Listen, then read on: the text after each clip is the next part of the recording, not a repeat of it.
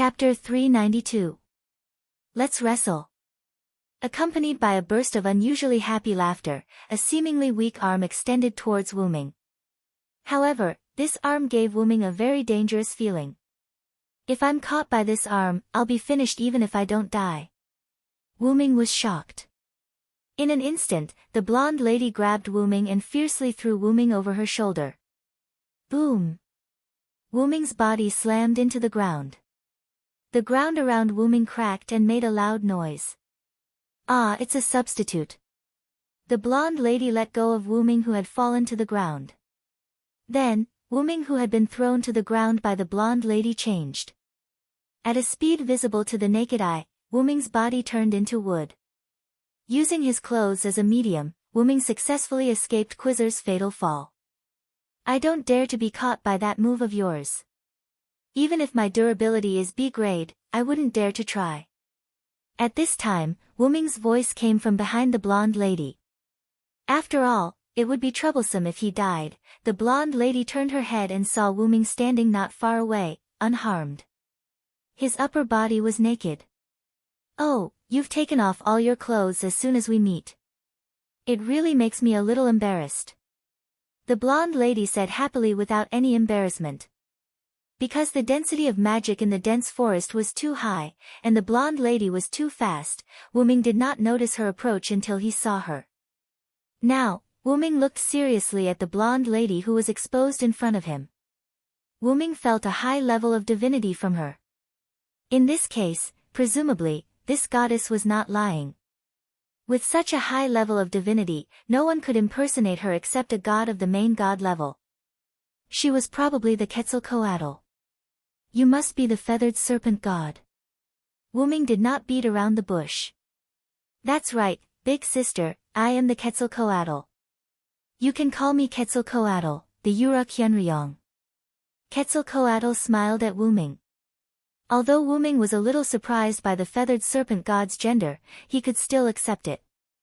After all, there were so many examples. It seems that the pterosaurs outside the rainforest were controlled by you. Coupled with the greeting gift just now, it really surprised me. Wuming said with a smile. After all, I don't really want to see you, Yuruk. In an instant, Quizzer's face looked as if she had put on a performance that transcended the horizon. She was abnormally terrified. Looking at Quetzalcoatl, who looked more like an evil god than a good god, Wuming was very calm.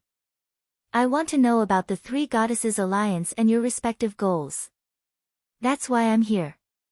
Wuming acted as if he did not see Quetzalcoatl's performance and asked directly. Also, the residents of Aidu told me that a man is offered as a sacrifice to you every day. I want to know what's going on. However, Quetzalcoatl smiled. Didn't I say, Yuruk, I don't welcome your arrival? If you leave now, I can let bygones be bygones. But if you continue to stay, I'll have to use my super wrestling skills. Quetzalcoatl's smile reached her ears as she looked at Wuming with an abnormally terrifying expression. I understand. Wuming closed his eyes, looking as if he had understood. Wuming opened his eyes abruptly and said seriously, then, let's have a fight. The winner will listen to the loser. Whether it's killing, trampling, enslaving, or toying with the loser, it's all up to you.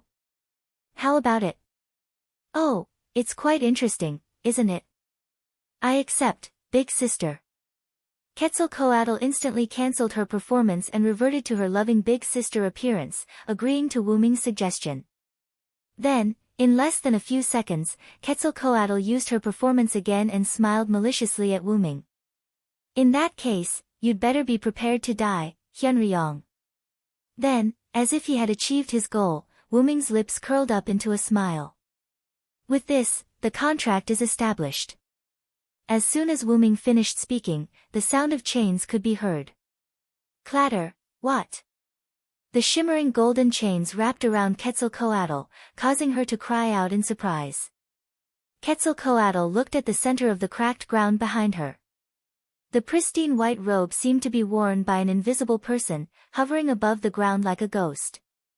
Several chains shot out from the robe and extended to Quetzalcoatl's body. The chains that bound Quetzalcoatl came from this robe. Without a doubt, this was the doing of her enemy, Hyunryong. You bastard! How dare you sneak attack me? Quizzard glared at Wuming as if she was being treated unfairly. Little did she know that she was the one who had started the sneak attack. I've already said that the contract is established. From then on, our battle will begin. Why, is Lord Quetzalcoatl going back on your word? Wuming crossed his arms and looked at Quetzalcoatl with a smile. You despicable bastard. Watch me break these chains. Quetzalcoatl displayed her irritable yen-yi and said rather angrily. Then, she began to struggle in vain. By the way, let me tell you something. As long as you're a god, you can forget about breaking free after being bound by this chain.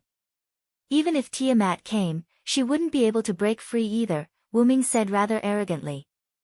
Quetzalcoatl ignored Wuming and struggled to break free of the chains. However, no matter how hard she tried, she could not break free from the shackles of the golden chains. That was not all. Quetzalcoatl found that her magical power, divine power, and other powers were all bound by these golden chains and could not be used at all. Damn it! Where the hell did you get these chains from? Not only can I not break free, but my powers are also sealed.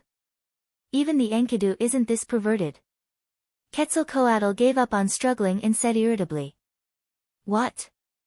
You're not going to struggle anymore? Wuming laughed.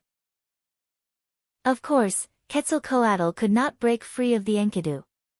The Enkidu was something used to control the god of law, so it was impossible for Quetzalcoatl, who had extremely high divinity, to break free. If it was the original version of Enkidu, Quizzar would still be able to break free from the shackles of Enkidu by relying on his own attributes, but only by a little. Her strength had not reached A rank, so it was impossible for her to break free of the Enkidu's shackles through pure strength. Moreover, Wuming's Enkidu was the manifestation of the Enkidu that was attached to the main body of the Great Origin, Wuming. Once a god like Quetzalcoatl was trapped by the Enkidu that was no longer what it used to be. With the current Enkidu's ability, even Tiamat would not be able to do anything about it. Ah, I've failed. I admit defeat. You win. Can you let go of me now? Quetzalcoatl removed her facial expression and revealed the look of a big sister again. She smiled gently and looked at Wuming. And so, the battle between Hyunryong and the feathered serpent god ended with Hyunryong insta-killing the feathered serpent god. After hearing Quetzalcoatl admit defeat, Wuming released the shackles of the Enkidu on Quetzalcoatl. Then, let's start with the questions. Chapter 393.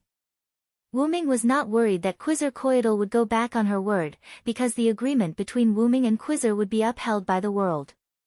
Most importantly, this was the end of the gods' era, and both Wuming and Quizzar were gods, so there was no need for them to sign any contract. They only needed to make a verbal agreement. Both Quizzar and Wuming were well aware of this, so Quizzar directly admitted defeat and let Wuming untie. Wuming did not hesitate in the slightest. So, what do you want to ask? Quizzar asked casually. Quizzar, who had become Wuming's slave, was not worried that Wuming would do anything to her. She looked very relaxed. Then let's talk about the disappearance of men in Idu first. After all, if Quizzar was really the feathered serpent god, then the disappearance of men would become a point of suspicion. After all, the feathered serpent god hated living sacrifices. They, of course, are wrestling with me, Quizzar said matter-of-factly. Because none of them can take a single hit from me, I chose to have the residents of Idu sacrifice a man every day. They are all resting in my temple now, and when they have recovered, they will wrestle with me. Quizzar looked rather distressed that no one was wrestling with her. Ugh!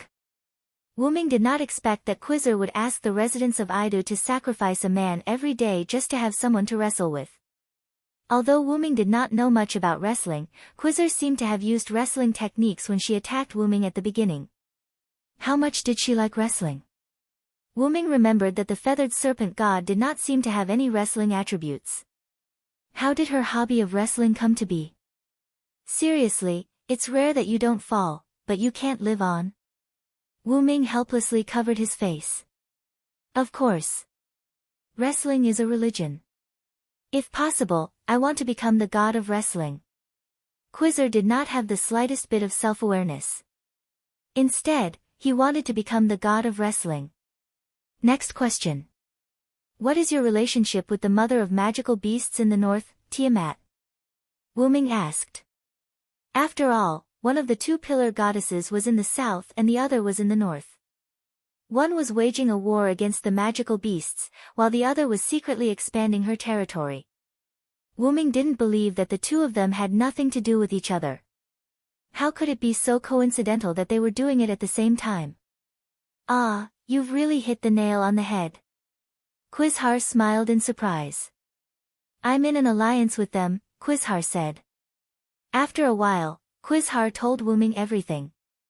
The mastermind had set up the Holy Grail at this singularity and used it as a medium to summon himself and Tiamat in the north.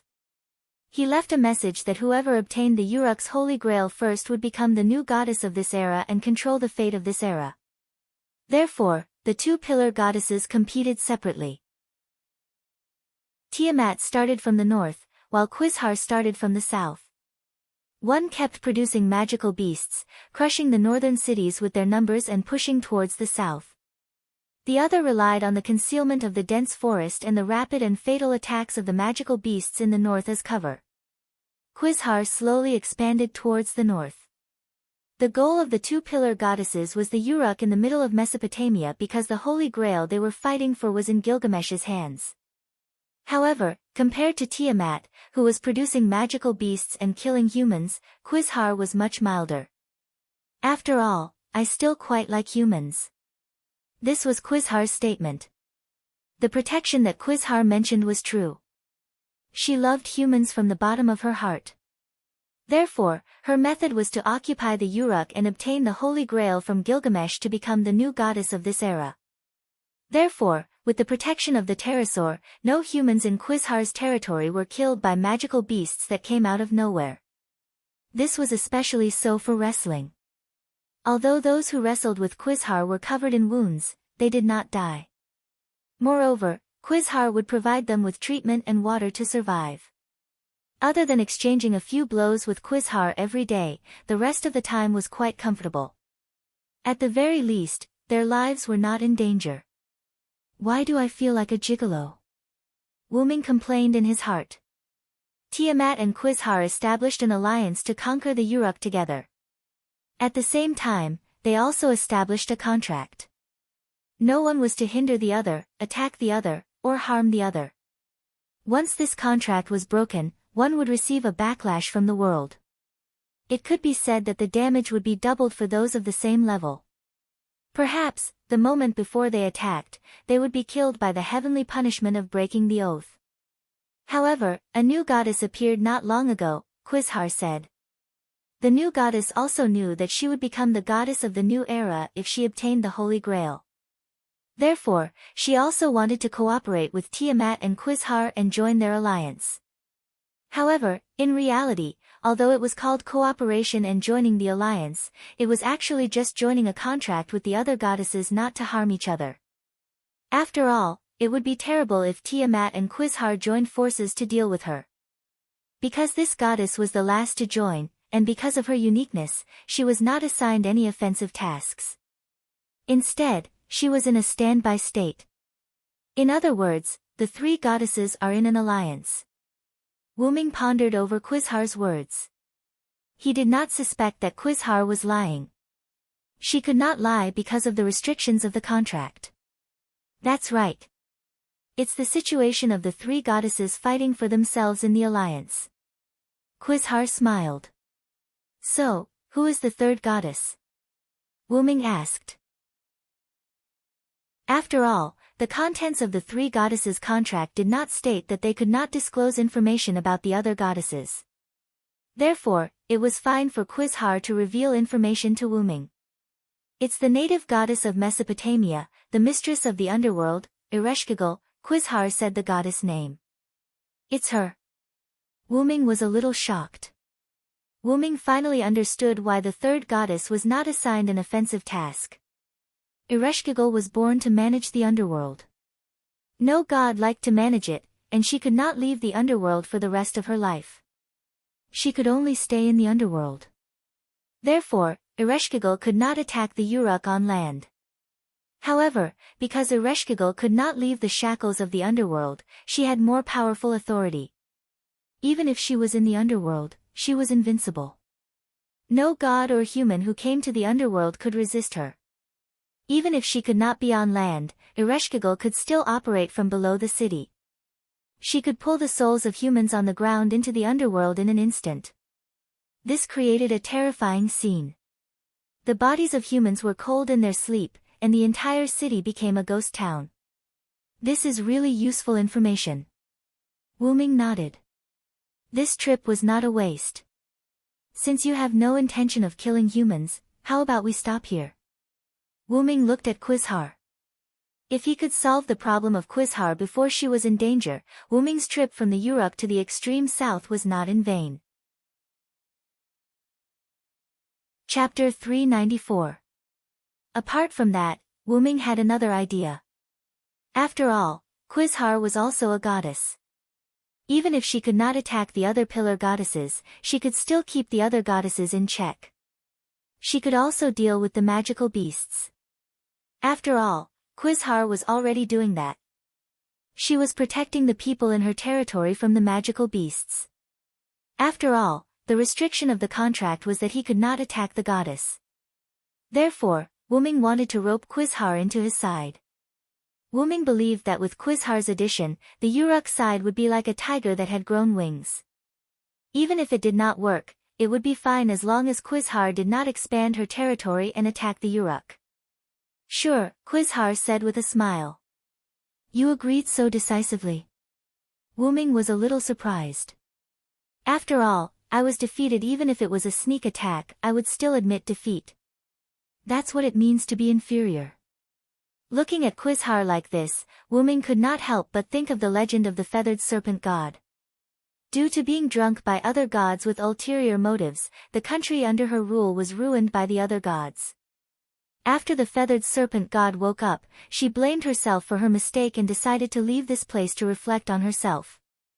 In other words, the feathered serpent god was a god who accepted defeat and admitted defeat. Judging from this point, the feathered serpent god was really a good god. However, in the eyes of humans, she was still a strange god.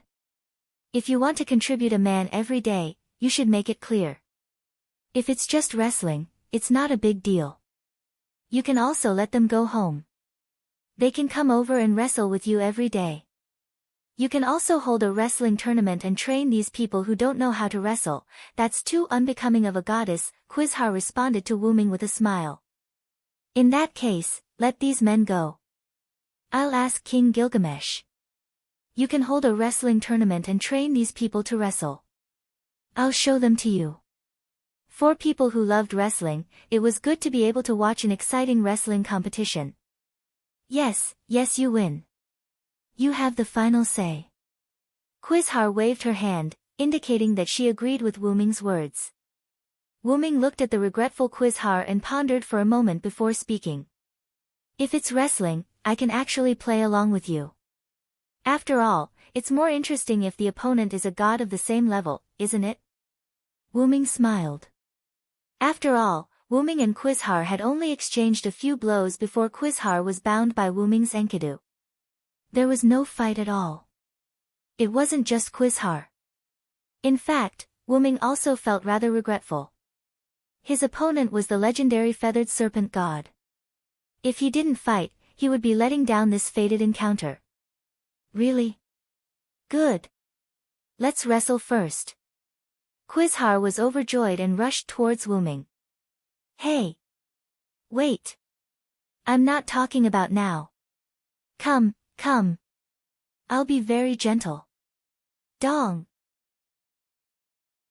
Wuming walked out of the temple's jungle strangely. Fan Baba, who was waiting outside, was lying there obediently. Woo, seeing Wuming come out, Fan Baba cried out in joy. She sat up and rubbed her upper body against Wuming. Yo, Fan Baba. Wuming greeted Funbaba, who was once again rubbing against him enthusiastically.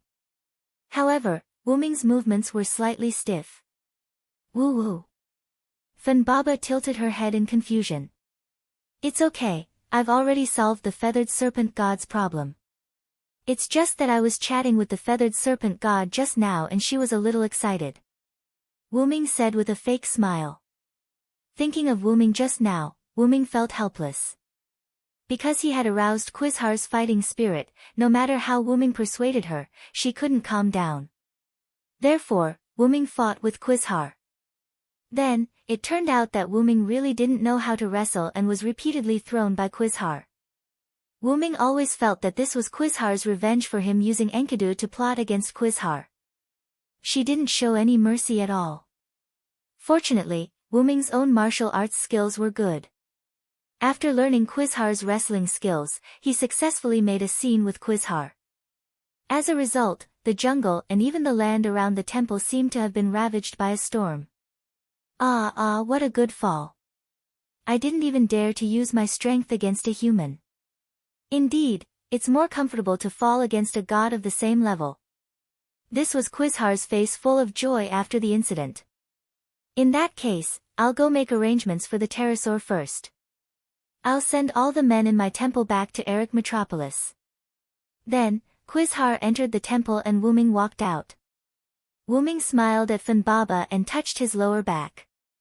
This guy really can't be merciful. Ouch ouch, ouch, ouch. Wuming touched his lower back that was injured by Quizhar's fall and said with some pain in his heart. By the way, where did the leopard man go? After all, Wuming had initially left the leopard man to Funbaba to deal with. Now, Funbaba was lying here and resting comfortably. Then, where did the leopard man go? Woo-woo, Funbaba indicated that he didn't slack off and then pointed to his butt with his head. Then, Funbaba lifted his butt and left this position. Then, what appeared in front of Wuming was a long cylindrical object that was constantly squirming. It seemed to be a person entangled in vines. After squirming twice and feeling that the thing pressing down on him was gone, a head popped out from the long cylindrical vine. Unsurprisingly, this was the leopard man's head with the jacket. The person in the vine was the leopard man. Pfft. Damn it. How dare you press the honorable leopard man under your butt, I don't think I'll forgive you. The leopard man, who only had his head exposed, roared frantically and kept squirming his body that was tied in the vines. He looked like he would rather die than submit. Looking at the leopard man like this, Wuming remembered what Quizhar said. When Wuming wrestled with Quizhar, he asked her what was the relationship between the leopard man and her. That leopard, you can play with him as you wish, just don't kill him, Quizhar said with a smile. When he thought of Quizhar's words, Wuming wanted to laugh. This leopard is really pitiful. Then, Wuming had the heart to tease the leopard. Did you know? Quizarcoitle told me that your meat is of the highest quality among the gods. As a friendly meeting between us two gods, she gave you to me. Wuming squatted down and looked at the leopard man, who was in a daze. In other words, you're my slave. By the way, I haven't eaten the meat of a god before. I'm in for a treat today. Wuming looked at the leopard man with a smile, but this smile looked like the smile of a demon no matter how you looked at it. How is that possible? How could Cooker betray me? You must be lying. The leopard man said, somewhat shaken. Oh, is that so? Then do you need me to prove it to you personally? With that, Wuming stood up, and then a flame and a knife appeared in his hand, as if he was really going to cook the leopard man. Wuming looked down at the leopard man condescendingly. Wait a minute. Don't eat me, my meat isn't delicious at all. The leopard man's face was pale, and he was so scared that his eyes rolled back. That's not up to you. Help. Cooker. Chapter 395. Wuming and Funbaba left Idu. Wuming told the residents of Idu the truth and promised that the Quetzalcoatl god would return the males who were sacrificed as sacrifices. He also promised that the residents of Idu would be able to go out and interact with other cities. However, in exchange for their protection, a wrestling tournament would be held every once in a while. Naturally, the residents of Eidolon agreed wholeheartedly. If they could obtain the protection of a god just by doing this, it would be a win-win situation. Now, the residents of Aidu were relieved. After all, even if they were safe, it was still quite uncomfortable to not be able to rest in peace. Wuming also warned Quetzalcoatl not to continue spreading the jungle. Thus, Ur City, which was supposed to be Wuming's next target, was not swallowed by Quetzalcoatl's jungle. If possible, he also hoped that Quetzalcoatl would send out the pterosaur to eliminate the lone magical beasts that somehow came to the south. Quetzalcoatl naturally agreed. After that, Wuming and Funbaba began their journey back to Uruk. At the same time, Wuming also told the mayor of Ur City about the feathered serpent god. After that, because Wuming slightly neglected Funbaba and the magical beast's attacks in the north were not that strong, Wuming decided to ride on Funbaba and have a good chat with Funbaba before returning to Uruk. Because of the journey, Wuming and Funbaba arrived at the wilderness near the Persian Gulf. It was now night time. Wuming sat in front of a fire. A pot floated above the fire. Wuming leaned against Funbaba's huge and soft body and drank a bowl of meat soup with a satisfied expression. Not far from him was the corpse of a magical beast. It was a magical beast that Wuming encountered along the way. It was ambushing passers-by and was killed by Wuming and made into meat soup. After all, no one said that magical beasts could not be made into food. ****, I'm starting to miss that adventure. Wuming held a bowl of broth and recalled the days when he had just returned from the demonic realm, where he had learned from Skaha and was training alone outside. During that period of time, Wuming was like a chivalrous hero. When he was tired, he would use the sky as his blanket and the earth as his bed. When he was hungry, he would pick wild fruits and hunt animals. When he was thirsty, he would drink spring water or dew before heading to Connaught. In Wuming's eyes, Skaha was more like a teacher than a warrior. Not only did he teach Wuming combat and magic, but he also taught Wuming some principles of being a human being and all kinds of small knowledge. After all, Wuming was an old lady who had lived for a long time. Cough, cough. Queen. Naturally, she knew a lot after living for a long time. In addition, Skaha saw Wuming as his younger brother, so she taught him a lot. That included survival in the wild. However, it was not very useful for Wuming. Therefore, Wuming had never fallen sick and could sleep anywhere. On the other hand, Wuming's stomach was beyond the stomach of a fantasy breed and could not digest anything. Therefore, survival skills in the wild were just icing on the cake. Paying attention to the dangers in the wild was a lifelong benefit for Wuming. After all, even the most powerful person would make mistakes one day. Even the most powerful tiger would take a nap. Now, Wuming had Funbaba by his side. With Funbaba's divine beast temperament, no wild beasts or robbers came to attack Wuming. As for those who were related to God, they were only followers and dependents. For example, Wuming and Funbaba, Quizzer and the pterosaur, Tiamat and the magical beasts. However, if there was really an attack, Wuming would not be afraid. After all, he had the strength. Although Wuming did not need to sleep, it was rare to spend a night in the wild. Wuming did not want to spend it all on the road. Moreover, the one who would be tired was Funbaba. Therefore, Wuming was going to stay in the wild with Funbaba for a night. You think so too, Funbaba? Woo-woo, Funbaba also cried, indicating that it also agreed. It was the wish of every Funbaba to be able to sleep with its master. After drinking the broth, Wuming tidied up and then went to sleep with Funbaba.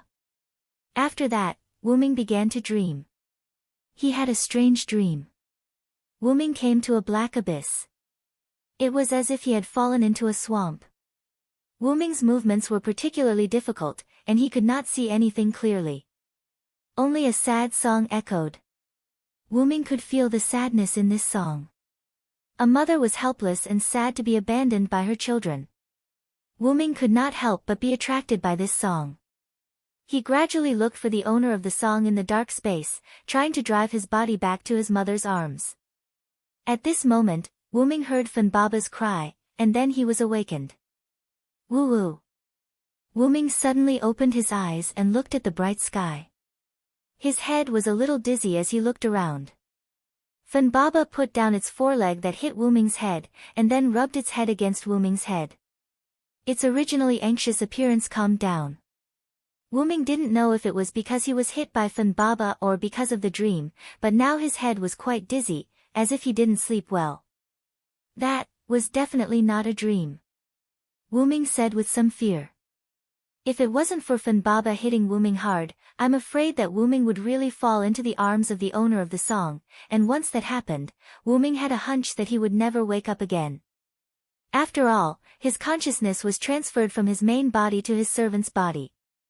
If his consciousness was captured, then Wuming's servant's body would disappear, and his main body in the root would become an empty shell with only a body and soul, but no consciousness. Simply put, he would be in a vegetative state. Thank you, Funbaba. If it wasn't for you, I'm afraid I would have died this time. You've helped me a lot, Wuming said to Funbaba gratefully. Woo-woo, because of being praised by Wuming, Funbaba happily rubbed against Wuming. Wuming touched Funbaba's head and thought thoughtfully. I've never encountered such a situation before. It seems that I have to protect this point. Wuming's body, soul, and consciousness were all born from the root, and compared to the body, Wuming's soul was more powerful. Simply put, negative mental effects such as charm would not work on Wuming. But this time, Wuming almost fell into the enemy's trap while sleeping. More importantly, the pitch-black, immovable space was the interior of the origin black soil. For some reason, Wuming couldn't feel the root of the black mud in his dream at all. Maybe it was the enemy's trick. There's also that singing voice. Wuming did not recognize it even in his dream. Wuming had heard that singing voice before. It was the singing voice he heard when he crossed over to the mirror world in Ilya's world. This familiar feeling. Wuming was silent. For a moment, Wuming shook his head. In short, the enemy is not simply the three goddesses' alliance. There are more powerful enemies in the dark. As long as it has something to do with the black mud, it can't be underestimated. This time, Wuming almost fell into the trap of the song. Sorry, Funbaba, things have changed again. I have to fly back to the Uruk. You come back first, Wuming said to Funbaba. Woo-woo, although somewhat reluctant, Funbaba still knew that something unusual had just happened, so it nodded. Then, Funbaba turned into a white spear and integrated into Wuming's body. Then, Wuming transformed into a huge flying dragon and flew to the Uruk. After Wuming left, a sad song sounded on the surface of the Persian Gulf, but it disappeared instantly like an illusion. Chapter 396. After leaving the vicinity of the Persian Gulf, Wuming did not delay any further. He flapped his wings and flew all the way to Uruk in less than an hour. Wuming's wings made a whistling sound. Then, Wuming slowly landed in front of the Uruk city gate. Sir Hyunryong, you're back. The soldiers guarding the city respectfully greeted the giant dragon in front of them, which was comparable to half of the Uruk city. Gilgamesh had already informed the people of Hyunryong's arrival, so the soldiers guarding the gate were not surprised by Wuming's arrival. Wuming nodded and transformed into his human form. He did not communicate too much with the soldiers. Wuming directly went to the Tower of God at the fastest speed. After all, if he was entangled with the Uruk residents, he would not be able to get away for a while. After arriving at the Tower of God, Wuming happened to meet Siduri, who was walking down the Tower of God. It seemed that Siduri was Gilgamesh's assistant, helping Gilgamesh deal with government affairs. Therefore, it was not strange to meet Chief Priest Siduri in the Tower of God. Sir Hyunryong, you're back.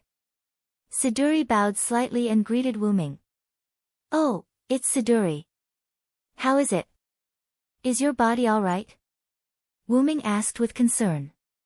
After all, it was because of him that Siduri's vitality was reduced.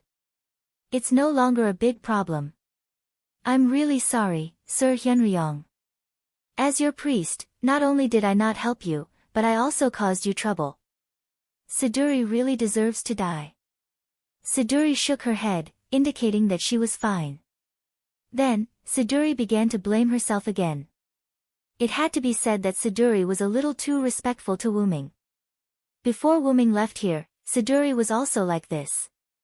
She was clearly told not to be too respectful, but Siduri still believed that she should treat God with respect. Especially Hyunryong, who protected the Uruk and allowed the Uruk to develop. Especially after Enkidu's death, Siduri replaced Enkidu as Wuming's personal priest. In Siduri's opinion, she could not be compared to Enkidu at all. This thought made Siduri respect Wuming even more.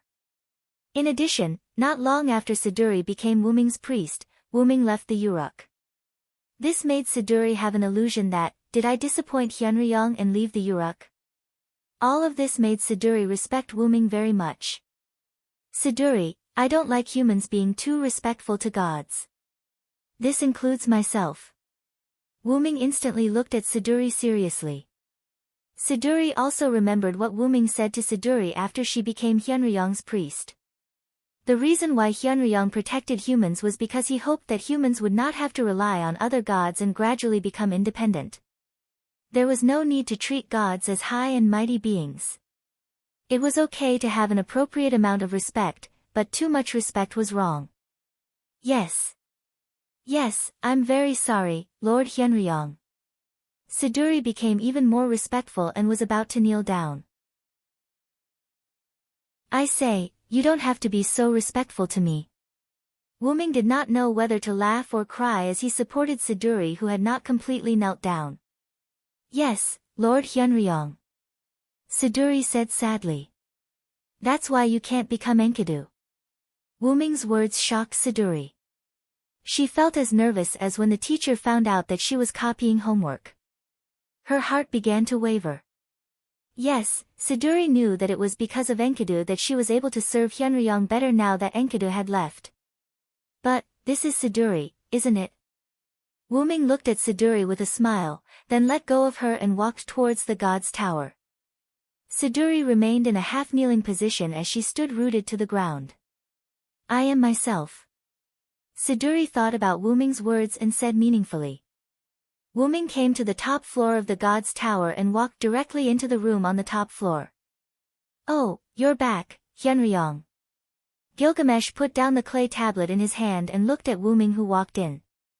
Yes, I encountered a lot of things in the south. Wuming said tiredly. This king can guess from your tired face. Tell this king the good news first. Gilgamesh smiled and said to Wuming. Other than Tiamat in the north, there are two other pillar goddesses. They are the Quetzalcoatl of Central and South America and the goddess of the underworld of Mesopotamia. They also have the intention of attacking the Uruk. For this reason, the three pillar goddesses have formed the Three Goddesses Alliance. Wuming sat on the chair beside Gilgamesh and reported his news. This king wants the good news, Hyunryong. Gilgamesh was a little unhappy. Gilgamesh also saw that Wuming deliberately kept him in suspense. Well, good news must be set off by bad news. Next is the good news. Wuming waved his hand and smiled mischievously. Tiamat is only active in the north. With the obstruction of the servants, there is no big problem for the time being. Ereshkigal is unable to leave the underworld and was pushed to the east by the other two pillar goddesses. For the time being, there is no sign of an attack. Wuming took out the map and pointed to the demonic beasts in the north and the remote areas in the east. As for the Quetzalcoatl in the south, she used the dense forest to protect the city and nibbled away Mesopotamia little by little. Then, Wuming pointed to Erech Metropolis in the south. About this king has just received news from Ur City. Erech Metropolis is surrounded by dense forest and can no longer be contacted. Gilgamesh said. It seems that the news from Ur City has just reached Uruk. But fortunately, when the enemy only occupied Erech Metropolis and did not have time to approach Ur City, I broke into the temple of the Quetzalcoatl and made a bet with the Quetzalcoatl and won. Wuming smiled and looked at Gilgamesh. Oh, you want to test the content of this king's bet? It is nothing more than the winner obeying the loser's words. Gilgamesh said disdainfully. As expected of Gil. That's right, just like that, I used the heaven lock and defeated the Quetzalcoatl effortlessly. At this point, Gilgamesh was silent. Because the Quetzalcoatl's divinity is a kind deity, I pulled her to our side. She will be in charge of cleaning up the lone magical beasts in the south and will help us when the magical beasts attack. Gilgamesh had just received the news about the lone magical beasts. Gilgamesh had already begun to set up patrols on the main roads of the city. This is still considered good news. Then, did the Quetzalcoatl make any requests? Even if she was a deity, she was still in existence with dignity. Gilgamesh did not believe that she would obey them unconditionally. She only has one request, and that is to let Eric Metropolis hold wrestling competitions at irregular times. Wuming smiled awkwardly. Wrestling competitions? What a strange fellow. This king agrees. Gilgamesh frowned, but still agreed to this strange rule. But, it seems that you have other things to report to this king, Hyunryong. Gilgamesh did not think that such a small matter would make Wuming tired. Wuming was silent for a moment, then spoke. Hey, Gil, I think I am dreaming of Tiamat. Chapter 397. Wuming told Gilgamesh about his experience in the dream. It was definitely not a simple dream. Gilgamesh also took Wuming's dream very seriously. This was not the first time Wuming had heard this song. When he was traveling through the void, and when he was dreaming last night, these two experiences, coupled with Wuming's current identity, and that sense of familiarity, made Wuming suspect that it was Tiamat. Although Tiamat is constantly producing monsters, this king suspects that Tiamat has not appeared in Mesopotamia. She is still in the void, Gilgamesh said thoughtfully. Tiamat had indeed been producing monsters, but this did not mean that Tiamat was in the northern mountains. In the original myth, Tiamat was jointly exiled to the interlayer of the world by her children. In the void, Tiamat had been sleeping like this until modern times. Tiamat was awakened by the mastermind behind the fire, and she began to produce monsters to invade the cities in the north. The inaccessible space you dreamt of, coupled with that strange singing voice, it's very likely that Tiamat hasn't escaped. Gilgamesh pondered. But according to what you said, the Quetzalcoatl, Tiamat, and Ereshkigal have met and formed a contract. This does not make sense. Wuming listened to Gilgamesh's words, and he was quite distressed. If the three of them had met, it meant that Tiamat was indeed in the northern mountains. If Tiamat was in the void, why would Quetzalcoatl say that he had met with the other two pillar goddesses? And if Tiamat had really come out of the void, why did she not directly destroy the Uruk? Why did she continue to produce monsters to invade Mesopotamia? I did not ask about Tiamat's appearance. What a blunder. Wuming shook his head helplessly. However, no one would have thought that Tiamat's whereabouts had become a mystery. Tiamat's body was huge. In theory, Tiamat was comparable to a small island. Even if she was hidden underground, it would be difficult to move. Moreover, they had to consider if they could hide her first. In that case, it is very likely that Tiamat's true body did not come out of the void. The one in the north is Tiamat's clone. Due to lack of power, she could only produce monsters to invade the cities in the north. Wuming thought came to the most likely came to his mind. This king thinks so too. Gilgamesh agreed. Speaking of which, the number of demonic beasts in the north is getting more and more. Although they are all red lions, with the passage of time, these demonic beasts have grown a lot. If there were no servants, I'm afraid the demonic beasts would have attacked us. Gilgamesh took out a new mud tablet and opened a new map. The monsters will rest at night. Although some of them look for food at night, it can be said that it is a very safe time to retreat at night. Then, Gilgamesh pointed to the passages between each town in the north to Wuming. This king's soldiers will let some of the residents in the north retreat through these passages every night. Although there are servants to protect them, the efficiency is too low. Wuming looked at the towns in the north. The roads between the towns were uneven. Some of the surviving towns were not only difficult to travel through, but the residents in the towns were women and children. It was difficult for them to keep up with the rapid retreat at night. Moreover, the map showed that some monsters had appeared even near Nippur city. It could be said that the entire north was no longer safe. So far, with the help of the servants, the north wall established in Nippur city has developed rapidly. But if the reproduction speed and quality of these monsters are improved, they will soon break through. Gilgamesh said calmly. The hidden danger in the south has been solved. There is no more worry in the rear. I can restore my real body to deal with the monsters in the north. The most difficult thing to deal with now is the goddess of the underworld, Ereshkigal, in the east. After all, the enemies on the surface were not terrible, but the enemies in the dark were terrible. As the saying goes, it is easy to dodge a spear in the open but hard to defend against a stab in the dark. For Wuming and the others, Ereshkigal, who could not come to the surface and could only do things in the underworld, was an incomparable headache. That guy has the ability to pull people's souls into the underworld, and Sumer's god, like me, can't exert my power in the underworld. Wuming was a little distressed. As mentioned before, Ereshkigal could only be born in the underworld. She could not leave the underworld, but she had obtained the power to be invincible in the underworld. As long as the gods were in the underworld, they could not fight against Ereshkigal. This king knows that guy. Although it is a bit unsuitable for her to become the new ruler of the Sumer, but for the time being, she should not do anything. Gilgamesh said, the purpose was to make Wuming feel at ease.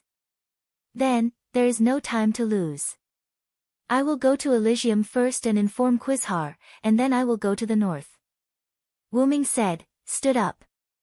These things are not urgent. My soldiers are not so weak that they can't even defeat the current demonic beasts. Gilgamesh stopped Wuming's action. What happened, Gil? As Gilgamesh's teacher, Wuming naturally saw Gilgamesh's intention to stop him, but he still had other things to say.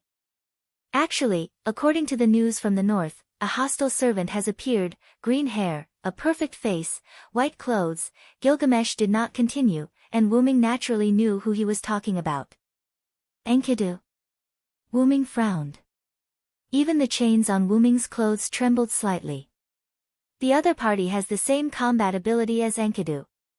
Although this king does not believe it, this king deliberately went to check Enkidu's tomb, and the body inside has disappeared. Gilgamesh said with some annoyance.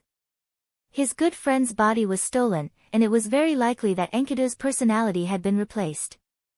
Thinking of this, Gilgamesh felt a burst of anger.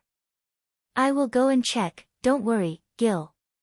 Facing such a thing, Wuming was also a little angry. Although this world was a parallel world, Enkidu was still the Enkidu Wuming knew, and his nature would not change. Then, Wuming looked at the clay tablets around Gilgamesh. You should rest early, I will take over these clay tablets for you today. As soon as Wuming said this, Gilgamesh was very unhappy. This king does not need your help, this king can take care of these clay tablets. I don't want future records to say that Gilgamesh is the first king in history to die from overwork, that would be too embarrassing. Wuming looked at Gilgamesh with a teasing smile. Do you think this king can do whatever he wants just because he sealed the Gwaili sword? You're really bold, Hyunryong. Gilgamesh looked at Wuming wantonly. Then give these documents to me, it's not like I haven't taken care of them for you before. Wuming showed a kind smile. Don't mention that to this king, get out of this king's sight immediately. Yes, if this is what King Gilgamesh wants, then I won't say anything else. Humph. You and Merlin are the same kind of people, pay attention to Enkidu for this king, and immediately leave the Uruk for this king and go to the north to support him. Then, Wuming was kicked out of the Uruk by Gilgamesh. Chapter 398. After all, this was Gilgamesh, the most ancient proud king. Wuming could not outlast him. In the end, Wuming was driven out by Gilgamesh. Oh, isn't this Lord Hyunryong? As soon as they left the tower, Merlin's frivolous voice could be heard. On the street, Woo-ming met Merlin, who seemed to be heading to the tower. As expected, Merlin, sometimes I really need to give you a good punch. Woo-ming looked at Merlin rather unhappily. Then, Woo-ming raised his fist. That's bad, I'm not someone who can take a punch from you. Merlin faced Woo-ming's fist and smiled calmly. I see that you've been running a lot of errands these 2 days, Merlin. Woo-ming looked at Merlin gloatingly. You're right, King Gilgamesh arranged a lot of things for me. But even so, Merlin still smiled. Speaking of which, I heard that you dreamed of Tiamat. Woo-ming looked helplessly at Merlin. Needless to say, this guy used clairvoyance again. Woo-ming did not tell anyone about his dream of Tiamat. As soon as he returned, he told Gilgamesh. The only way Merlin could know about this was through the current clairvoyance. However, since Merlin mentioned it, then there must be something to say. I used clairvoyance to see Tiamat. I don't know why, but there was a black substance that I couldn't see clearly. However, it's very similar to your aura. About that guy in the north, you have to be careful. Because he knew that Woo-ming was about to go to the front line, he said with a slightly serious tone. That black substance should be the black mud. Back in Britain, Woo-ming had used his true form, which was accompanied by the unique aura of the Great Origin. Merlin naturally recognized the things that were of the same origin as Woo-ming. I got it. How are Tachika and the others now? Woo-ming nodded and asked about Chaldea. Chaldea and the others are working hard to solve the first singularity, but this is interesting. The black and white saintess somehow reminds me of the dark Artoria. Merlin smiled, but his smile gave Woo-ming a bad feeling. However, with their speed, I'm afraid they won't be able to catch up with the other singularities. Woo-ming was a little worried. This is something that can't be helped. In the end, they still have to save their own world. With that, Merlin started walking towards the divine pagoda. Woo-ming did not say anything else. He had to admit that Merlin was right. Humans needed to save their own world by themselves. Whether it was Woo-ming, Merlin, or the heroic spirits that had died a long time ago, they were not the main characters. The main characters were humans who were constantly looking for hope in despair. When they arrived outside of Uruk City, Woo-ming activated his relic, transformed into a giant dragon, and flew into the clouds. Undeniably, flying was a great ability. In addition to Woo-ming's massive dragon relic, it only took him a day to fly around the entire Mesopotamia. Woo-ming first went to the southern city of Eridu. There, Woo-ming told the residents about Gilgamesh's new policy, which was to organize wrestling events at irregular times. Later on, Woo-ming and Quizhar had a fierce wrestling match. That was right.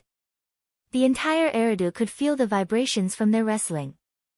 As Woo-ming was more familiar with Woo-ming, he did not let Quizhar have the upper hand in the wrestling match even though he did not have the upper hand. Hey, I didn't expect Hyunryong to be so talented in wrestling. I'm starting to like you more and more. Do you want to go back to South America with me? Quizhar tempted Woo-ming with a smile on her face. Of course, Woo-ming rejected Quizhar. Putting aside how far they were from South America, he did not know if Quizhar would descend in South America. Later on, Woo-ming instructed Quizhar to do some things. Woo-ming did not go there to let Quizhar participate in the battle in the north. Instead, he wanted Quizhar to wait for an opportunity and try not to expose the fact that he was no longer working with the other two goddess pillars. After Quizhar said okay, Woo-ming flew towards the front line in the north. It took almost half a day to fly from the southernmost to the northernmost. In addition, Woo-ming had started flying from Uruk in the morning. After going to the south and then coming to the north, it was already night time. At this time, the magical beasts had already retreated and started to rest. Although they were magical beasts, they still retained the habits of wild beasts. They rested in the wild and hunted for food during the day. However, this was also good. The tired soldiers who had been fighting the magical beasts for a day could also get sufficient rest. Wuming arrived at the city of Babylon. This was the temporary stronghold that Shiro Amakusa had set up. Wuming did not arrive in Babylon with great fanfare. Instead, when he was still some distance away from Babylon, he transformed into his human form and quietly entered Shiro Amakusa's residence in Babylon. "Welcome, Lord Hyunryong." As if he already knew that Wuming would come back, Shiro Amakusa waited for him and then respectfully greeted Wuming. "You don't have to be like this, Shiro Amakusa. Although I am Hyunryong from Uruk, you and I are both servants. You can address me as an equal." Wuming waved his hand. No matter what, the two of them were once enemies who fought to the death. Through Shiro Amakusa's speech, Wuming concluded that he still remembered everything about the 14 horsemen. Etiquette cannot be abandoned. You are the teacher of King Gilgamesh, the Uruk's Hyunryong. Even if you are a servant, you are not the same as us. Shiro Amakusa calmly shook his head. Although I still remember the battle between you and me, the winner takes all. I have nothing to say about my defeat. Shiro Amakusa said with a smile. You are indeed worthy of being called a saint. Wuming praised. It had to be said that Shiro Amakusa was indeed worthy of being called the saint of the Far East. He spent 60 years on his wish, but it was destroyed just like that. It was useless for him to hate Wuming.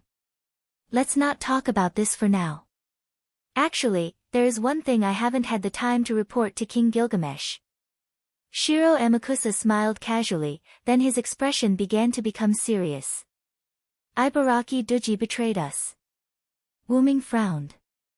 Ibaraki Duji's betrayal was naturally predicted by Wuming, but Wuming also asked Shiro Amakusa to keep an eye on Ibaraki Duji. Shiro Amakusa's strength was not high, but he was still very smart. If he could let Ibaraki Duji betray us, then it was very likely that Ibaraki Duji chose to betray us, but he did not help the other side.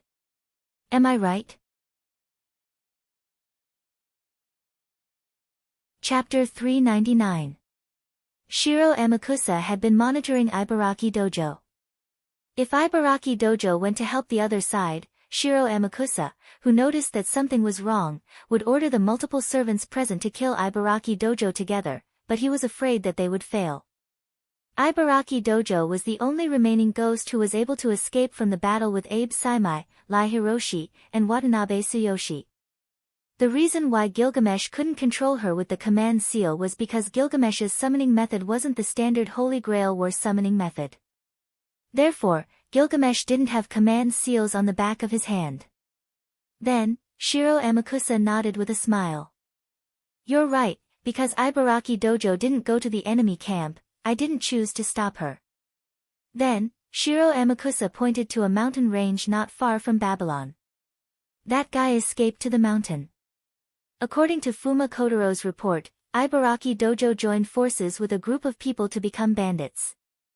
Don't think that there were no bandits in Mesopotamia. There were always people who didn't conform to discipline, who had no choice but to kill, let alone in this era of more than 2000 BC. Speaking of which, Shiro Amakusa smiled helplessly. She was clearly a powerful ghost, but now she was playing like a child, running to the mountain to become a bandit leader. Wuming was also surprised by Ibaraki Dojo's casual nature after hearing this news. Then let's leave her alone for now. As long as she doesn't cause trouble for us, let her be a bandit leader. As long as Ibaraki Dojo didn't help the monsters, it was fine. Where are the other servants now? Wuming asked. Leonidas is building the north wall with the soldiers. After all, Leonidas is good at defense. Okita Soki and Ba Yuzan are covering the residents in other cities. As for Fuma Kotaro. Speaking of which, Wuming and Shiro Amakusa looked at the shadows at the same time. A ninja hiding in the shadows looked at the two of them gently, then closed his eyes. As expected of a famous ninja, he's really suitable for the assassin profession. He's been on standby this entire time. After all, the magical beasts in the wild are all resting, so there's no need for him to gather any information. Shiro Amakusa explained. Wuming nodded and prepared to head out to help Soaring Sky Headquarters and Ba Yuqian cover the retreat of the residents. Then, I'll go and help them. If there's nothing important, that's all. After saying that, a white spear fell out of Wuming's sleeve. The white spear melted into the ground and turned into ripples. The holy green beast walked out of the ripples. Woo, woo, Wuming rode on Funbaba, and Funbaba shouted. The ground automatically separated, and green vines appeared, enveloping Funbaba and Wuming. This should be the few remaining cities in the north. I'll look for it myself. There's no time to lose. I'll go first. Wuming's voice came from the vines. Next, the vines entered the cracked ground. Then, the ground closed up, leaving no trace behind.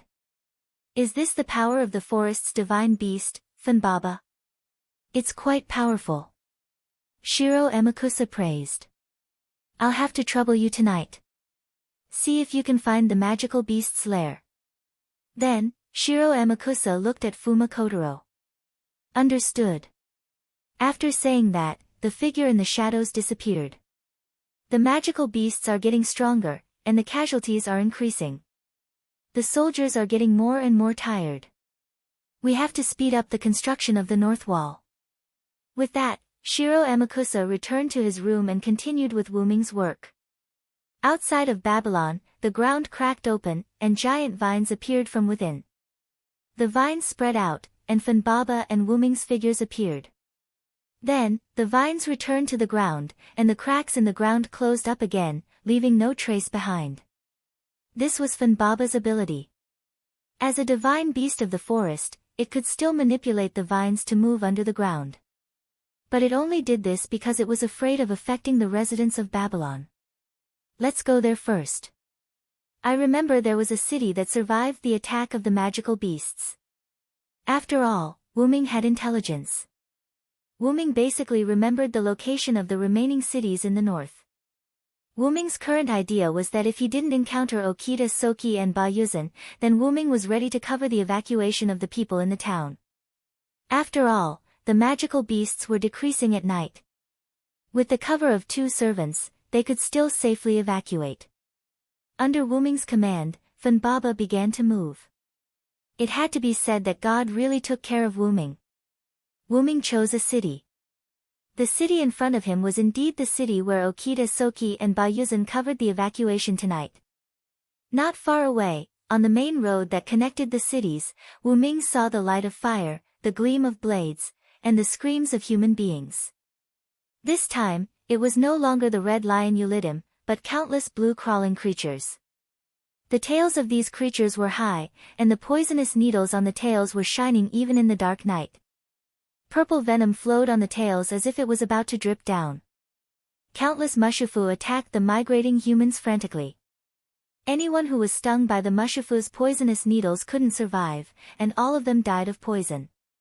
Okita Soki and Ba Yuzan crazily killed these mushifu. Their swords danced, and flames burst. However, against these countless mushifu who only attacked the residents, the effect was like a cup of water on a burning cart of firewood. Funbaba. Wu under Wuming's order, Funbaba gently stomped its foot.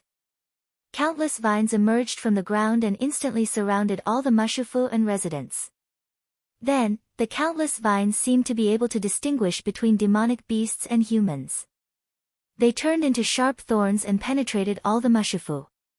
In an instant, the whole battlefield quieted down. The survivors simply paid their respects to the dead. Because of the mushifu's poison, no one dared to touch these corpses. Then, they continued on their way in grief. Funbaba gathered the corpses that had been poisoned, and Wuming used the Lune rune to burn these poisonous corpses. Of course, the corpses of the demonic beasts were also burned. After all, the poisonous corpses were not easy to deal with, and burying them would only pollute the environment. Okita Soki walked at the front, Ba Yuzan in the middle, and Wuming at the back. The 3 divided the work. Thank you so much, Hyunryong-sama. Ba Yuzan, who was walking in the middle, slowly retreated to the back and chatted with Wuming. What happened just now? Didn't you say that the demonic beasts would rest at night? Why are there so many demonic beasts moving at night? Wuming asked. We don't know. We didn't find them when we were scouting. Then, countless demonic beasts suddenly appeared. Then, you came. Ba Yuzhen was a little sad. After all, it was a sudden situation, and many people died. Although there have been demonic beasts attacks before, there were only a few or a small number of them. Today, it was the first time I saw a group of demonic beasts attacking during the day. Ba Yuzhen continued. Let's cover these residents and return to the north wall first. With Fan Baba here, there won't be any problems tonight. Woo woo, Fan Baba also cried out. With demonic beast Sama and Hyunryong Sama here, I am relieved. Ba Yuzhen also nodded. In this way, Wuming and the other two covered the surviving residents and arrived at Babylon. Chapter 400. What? A large number of demonic beasts attacked you, and they are a new breed of demonic beasts. Shiro Amakusa looked at Okita Soki and Ba Yuzhen and said with some surprise. After all, demonic beasts suddenly changed their habits, making it impossible to guard against them, but this was something that couldn't be helped. That is indeed the case, and the crisis was only resolved after I arrived. Wuming stood aside and testified for the two. It's not that I don't believe their words, but the sudden attack surprised me. Shiro Amakusa shook his head, indicating that he didn't doubt Okita Soki and Ba Yuzhen's words. Wuming naturally understood, and then began to analyze the reason for the attack. There are two possibilities. One is that there is a commander among the demonic beasts, and the other is that these new breeds of demonic beasts fight at night. Wuming proposed two possibilities. If there is a commander, the green-haired girl suspected to be Enkidu on the battlefield is very likely to be the commander. Okita Soki remembered the green-haired girl during the day. However, we can't deny that these new breeds of demonic beasts fight at night. Maybe the large number of demonic beasts just now were hatched by Tiamat. Ba Yuzhen also said. In any case, this matter must be taken seriously. Assassin, please tell King Gilgamesh about this. With that said, Shiro Amakusa looked at Fuma Kotaro, who was standing in the shadows without speaking. Although Fuma Kotaro was sent out by Shiro Amakusa to find Tiamat's nest, because of the emergency just now, he used the communication technology to call Fuma Kotaro back. Understood. After that, Fuma Kotaro disappeared in an instant. It seems that he is going to Uruk overnight. Then, you guys go and rest first. I will let Fan Baba scout around Babylon to ensure that there are no enemies attacking, Wuming said. They still have to deal with the attack of demonic beasts the next day. If they don't rest, it will be very unfavorable for them the next day. In that case, I will trouble Hyunryong Sama. Afterward, Okita Soki and Ba Yuzhen both retreated to rest. Early the next morning, the demonic beasts would begin to wreak havoc, so they had to rest well. Ruler, I have something to ask you. Once only Wuming and Shiro Amakusa were left in the room, Wuming spoke. Hyunryong Sama probably wants to ask about the young girl suspected to be Enkidu. Shiro Amakusa smiled. To be honest, I'm not very familiar with that young lady. Saber and Archer have only fought with her for a short while, so I'm afraid I'll have to disappoint Lord Hyunryong. Shiro Amakusa's meaning was that they weren't clear on the girl's situation. I see. Sorry to disturb you. I'll leave first. Fan Baba is still waiting for me outside. Take care. Then, Wuming left the place. In the room. Wuming, who had left the room, had a serious expression on his face. After all, the Enkidu in that world was saved by Wuming and brought to the root to be upgraded. However, the Enkidu in this world did not. Wuming was worried that Enkidu had been modified by Tiamat and was being used by her. Clank, the sound of chains could be heard. The heaven lock that was attached to Wuming's clothes moved automatically and stroked Wuming's cheeks. Lil N. Wuming touched the chains and took the opportunity to calm down. Wuming came to Uruk through the Holy Grail. Since the Heavenlock had become his rider, knight, noble phantasm, Enkidu's consciousness naturally followed him. Wuming, Sama, please don't be confused. A gentle voice appeared in Wuming's mind. If I'm really modified by Tiamat in this world, then all you have to do is to defeat me. If someone impersonates my body, then all you have to do is to punish that person. Although it's my body, I believe that Enkidu in this world will agree with what you're doing. The golden chains glowed faintly as they communicated with Wuming through telepathy. I'm not that weak. I'm just a little hesitant. Really, Wuming said with a bitter smile. Don't worry. Your body has done something wrong. I'll punish her properly. You don't have to worry about that. The golden chains rubbed Wuming a few times and then returned to Wuming's clothes. When he came out of the courtyard, Funbaba was lying on the ground waiting. Because of the concealment spell that Wuming had set up, none of the residents noticed Funbaba. Let's go, Funbaba. There's work to be done. Woo-woo, because almost all of the northern cities had fallen, a large number of people were forced to move south. Now, the residents of the northern cities were either dead or had come to Babylon and Nippur. There were very few refugees left in other cities, but just in case, Ba Yuqian continued to search and rescue. The refugees tonight were an example.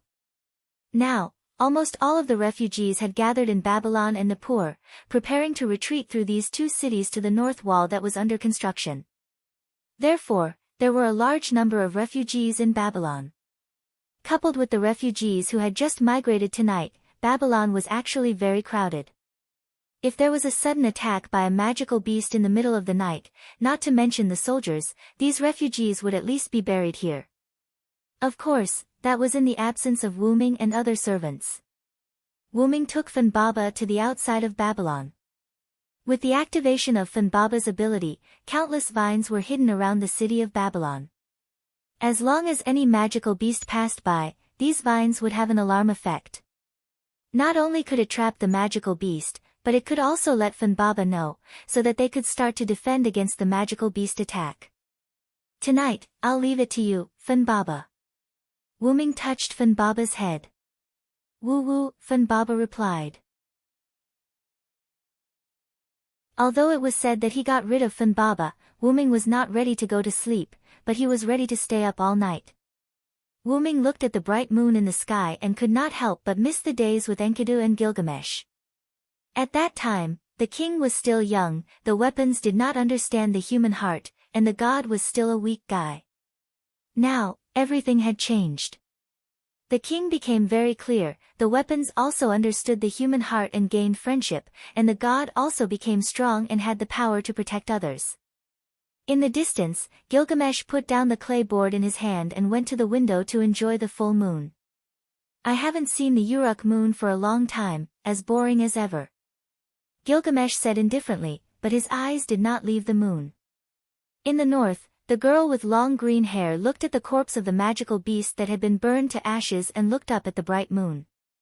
For a moment, the girl did not say anything and left here and returned to the northern mountains.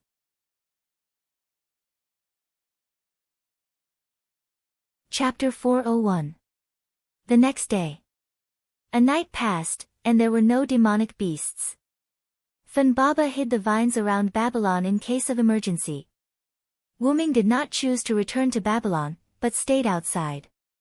Last night, Shiro Amakusa told Wuming that because the demonic beasts were getting stronger and stronger, every time the soldiers resisted, they would suffer a lot of damage. Therefore, Shiro Amakusa began to use defensive tactics.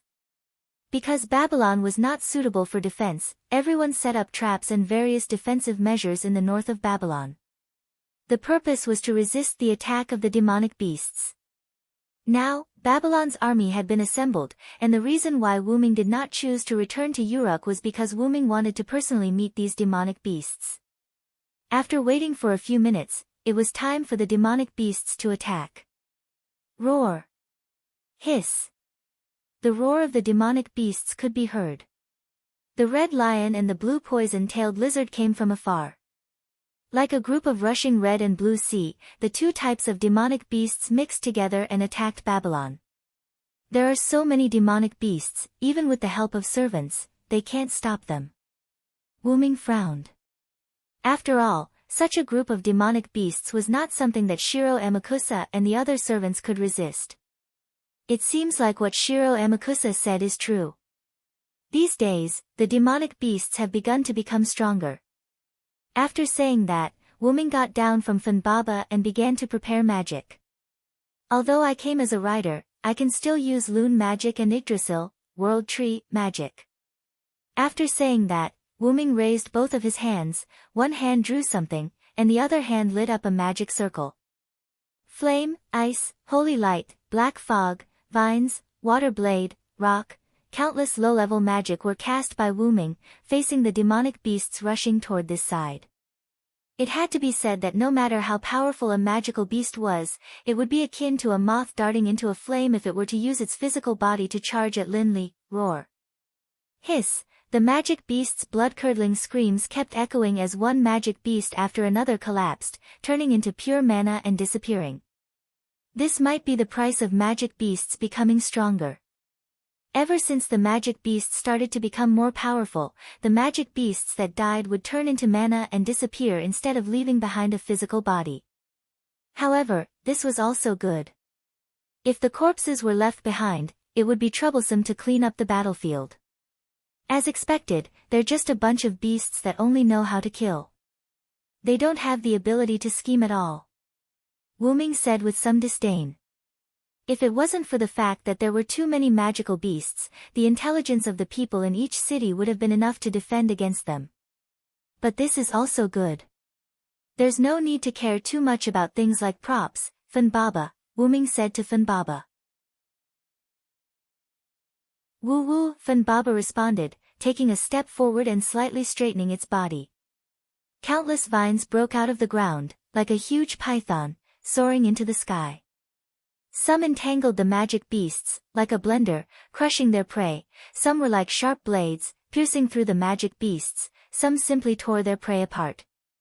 Fortunately, these magic beasts would immediately turn into pure mana and disappear after death, so there was no need to care about the blood or the piling up of corpses. Although the magic beasts suffered heavy losses, the remaining magic beasts didn't shrink back. As if they didn't know that there was nothing, the other magic beasts still rushed forward one after another. Sure enough, props born for battle. Looking at these magic beasts rushing forward one after another, Wuming shook his head disinterestedly. In that case, I'll return to the underworld. Wuming used a more powerful move, like a cannon, constantly bombarding the attacking magic beasts. Funbaba also worked harder, attacking the magic beasts in the gaps of the explosions caused by Wuming's skills. It had to be said that the cooperation between the two was perfect. The violent explosions even changed the terrain, creating craters one after another. Countless vines emerged from the gaps between the explosions, creating even more craters and wiping out the lone magic beasts one after another. Soon, countless pits joined together, turning the northern plains of Babylon into a basin. Almost a few minutes later, Wuming and Funbaba stopped attacking. Smoke filled the northern part of Babylon, and countless magic beasts turned into pure mana particles, leaving only the changed terrain, proving that the magic beasts once existed. However, Wuming didn't show an expression that he had finished, but looked at the smoke in front of him solemnly. The number of magic beasts couldn't be this small. There was no doubt that the magic beasts that only knew how to attack temporarily retreated. If that was the case, then there must be something similar to a commander. Could it be? Just as Wuming was worried, a figure walked out of the smoke. Long green hair, a rare beauty, and white clothes that didn't have a single speck of dust on them. Without a doubt, this was Enkidu, who was originally dead. Putting that aside, Wuming sensed a special energy from Enkidu's body. Then, Wuming spoke. As expected, the rest of the magic beasts retreated under your command. Wuming looked at Enkidu with an indescribable expression. Master Hyunryong, long time no see. Enkidu said to Wuming as if they hadn't seen each other for a long time. Don't give me that. Am I worth it? You're not Enkidu. Wuming's expression didn't change at all as he said calmly. As expected, pretending in front of me will definitely get exposed. Enkidu said self-deprecatingly, then showed a proud expression. To be honest, this body misses you very much. I can't help but respect and love you, Master Hyunryong. Enkidu smiled calmly and didn't feel annoyed that he was exposed. Although you're using Enkidu's body, your performance is too different from Enkidu's. I can tell that you're a fake with one look. Wuming said calmly. It can't be helped, I'm just a fake. Enkidu didn't get angry at Wuming's words and replied with a smile. Let me tell you, I'm very angry that I'm using Enkidu's body. Wuming closed his eyes, then suddenly opened them and looked at Enkidu. This gaze made Enkidu tremble with fear, as if he was looking directly at death. A trace of cold sweat trickled down his back. Let's put this aside for now. I'm going to ask you directly, is your heart the Holy Grail? Chapter 402. After hearing Wuming's words, Enkidu quickly retreated and covered her chest with her hands. Although she looked like a young girl who was about to be violated and was trying to defend herself, as expected of Lord Hyunryong, to be able to sense my heart, Enkidu looked at Wuming with extreme vigilance and sneered. As expected, Enkidu's heart is the holy grail of this singularity. However, Wuming shook his head and covered his chest with his hand. You can feel it too, right? My heart is also a holy grail. Wuming was based on the Holy Grail that formed the singularity of Fuyuki City. With it as the heart, he formed the rider, cavalry, class spirit base. Although Enkidu hit it well, the Holy Grail of the Winterwood City singularity and other singularities were somewhat related. Wuming already felt a sense of familiarity when Enkidu arrived, and only now did he confirm that it was the Holy Grail. Now that you mention it, I feel it too. Enkidu also looked at Wuming's chest and could vaguely see a holy grail that was beating like a heart. Since you already know, I can only leave, Enkidu said as she prepared to leave. But the moment she turned around, she stopped and looked at Wuming. As mother's child, and with the feelings of this body, I don't want you to die. Let me give you a piece of advice, Lord Hyunryong, give up on the humans and join our side. After saying that, Enkidu began to retreat. At the same time, countless monsters appeared behind Enkidu to provide cover. Wuming did not chase Enkidu and let her leave. Fun Baba walked in front of Wuming and protected Wuming behind him. Although there was no need to protect him with his master's ability, he couldn't allow these small fries to harass his master. Fun Baba released its vines to kill the magic beasts that were rushing over. The magic beasts were not afraid of death and resolutely continued to charge. Wuming stood behind Fun Baba and watched Enkidu disappear into the crowd of magical beasts. No one knew what he was thinking. At this moment, a gentle voice sounded. Aren't you going to stop it? Wuming's golden chains made a sound. There's no need for that. Even if we eliminate this singularity now, that guy will definitely find a way to send us another Holy Grail. Wuming shook his head. Besides, that's your body, so I can't really do it.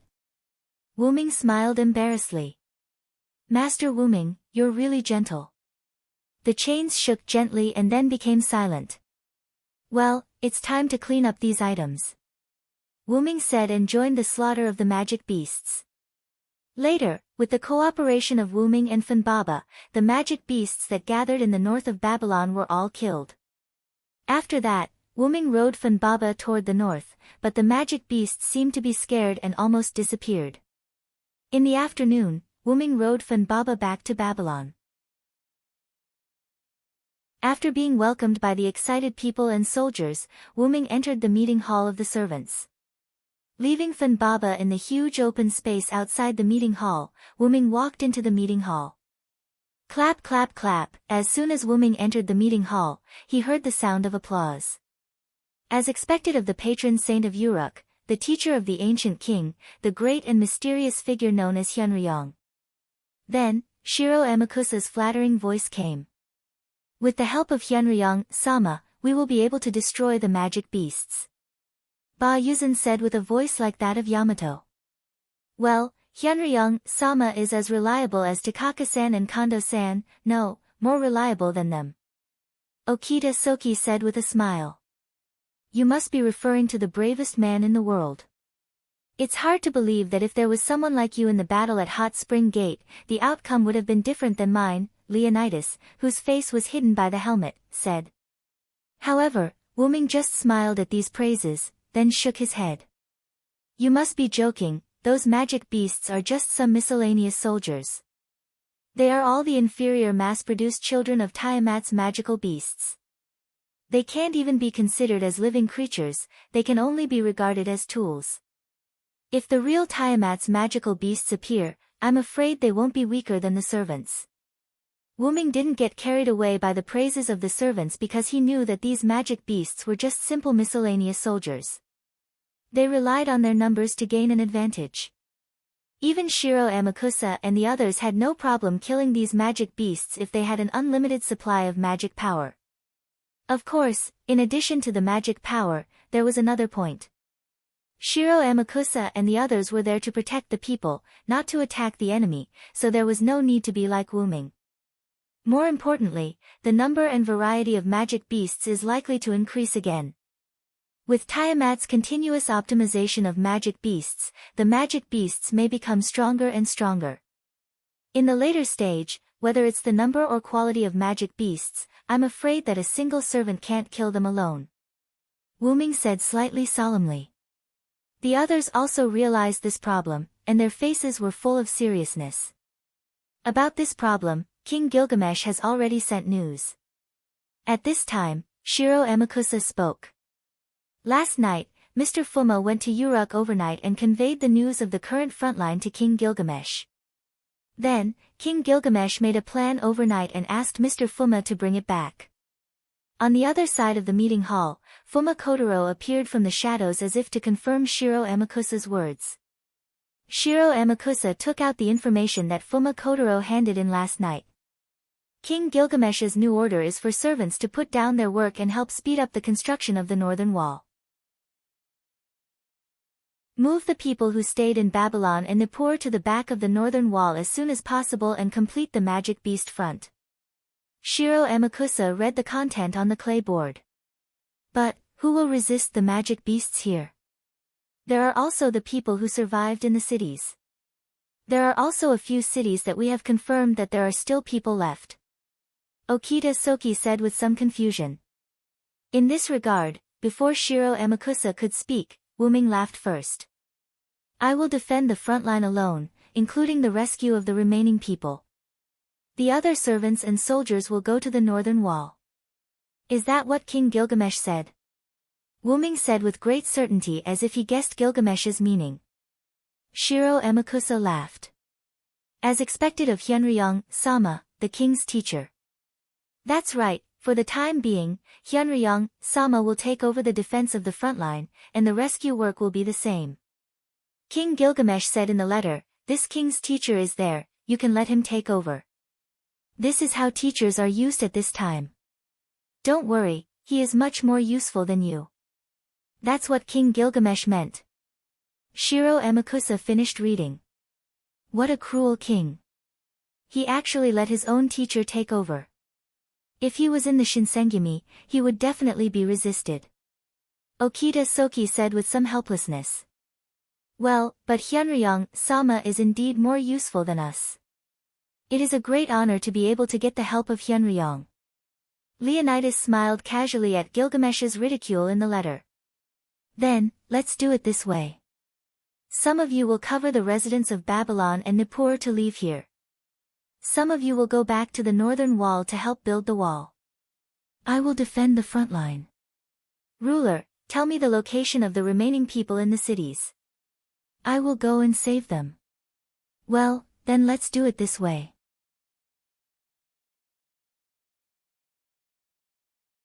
Chapter 403. Soon, Shiro Amakusa told Wuming the location of the city with the remaining citizens.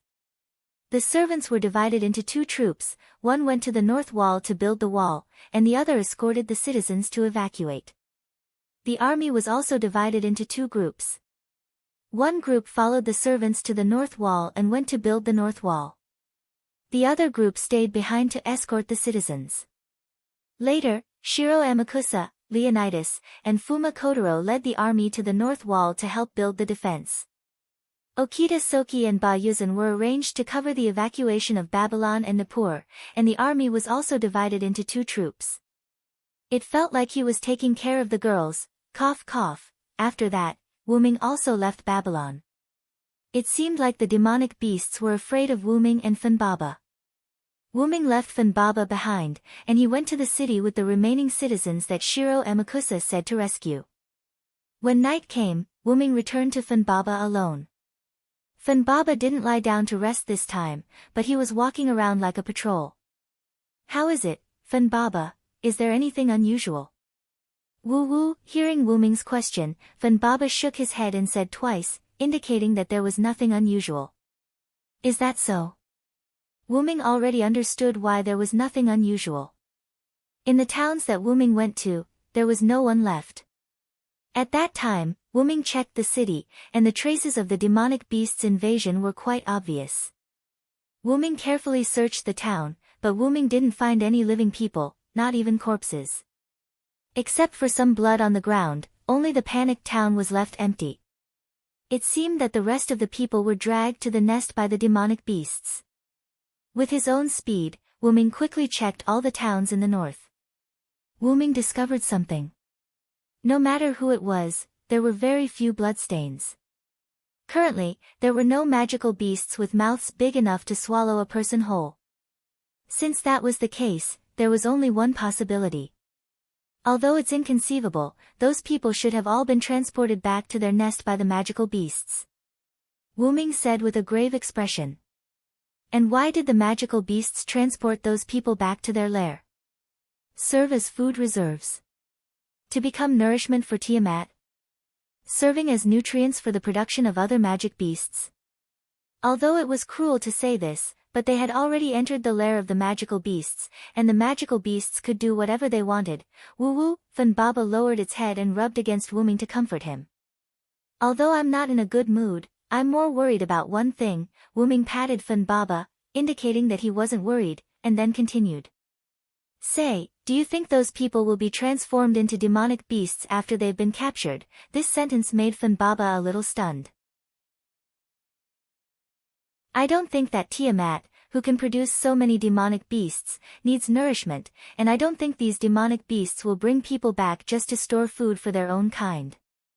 Then, Wuming smiled casually. Of course, I'm just guessing, and it's very possible that my guess is wrong. Although he said this, Wuming's smile immediately became calm. And that person using Enkidu's body, she must be related to Tiamat. To be able to steal Enkidu's body without anyone noticing, it must be that person or his 72 subordinates who did it. But since they were able to entrust the Holy Grail to them, act together with Tiamat's demonic beasts, and tell me that they are both children of the same mother, there is no doubt that she must be related to Tiamat, and their relationship is not shallow, Wuming said with certainty, and then began to think about who the real person in Enkidu's body was.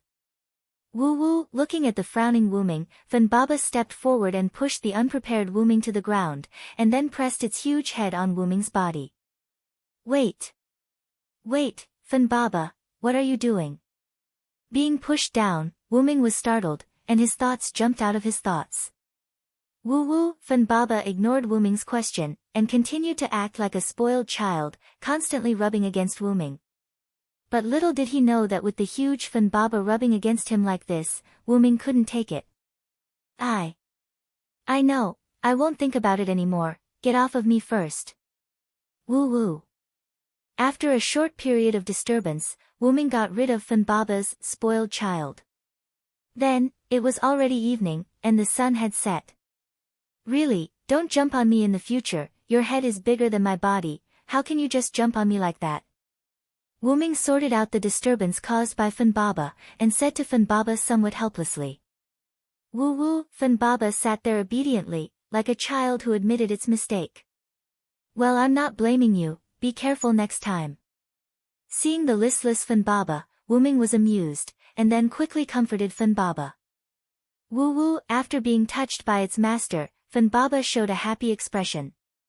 For a moment, Wuming sat on Funbaba, and Funbaba carried Wuming slowly towards the north. Wuming looked at the endless plains in the north, as well as the mountainous fir forest in the northwest. There was no doubt that the magical beasts had come from there. Speaking of which, the fir forest seems to be your territory, Funbaba. Wuming suddenly remembered that Funbaba used to live in the fir forest. Woo Woo, Funbaba's huge head nodded. Its current state was like having a home that it couldn't go back to. Well, but you actually don't care, right? Wuming just smiled at this. Funbaba didn't care about its residence, and the fir forest was just a good forest, so Funbaba settled there. Woo Woo, Funbaba was very happy. After Funbaba had Wuming as its master, it was very happy to follow its master. Looking at the lights of Babylon behind him, Wuming asked Funbaba. Have the vines been set up? Woo Woo. Because Wuming needed to defend against the attack of the magical beasts alone, Funbaba began to set up vines underground when Wuming went to look for survivors during the day. Don't think that Funbaba was really just strolling. Very good, then now we just have to wait for the magical beasts to attack. I have a hunch that the magical beasts will attack tonight. Wuming said seriously. Although it wanted to complain about how its master knew, Funbaba didn't ask for a rebuff, anyway, it just followed its master. After that, until almost dawn, there was no movement on the plains, not even a bird or a rabbit could be seen. It's coming.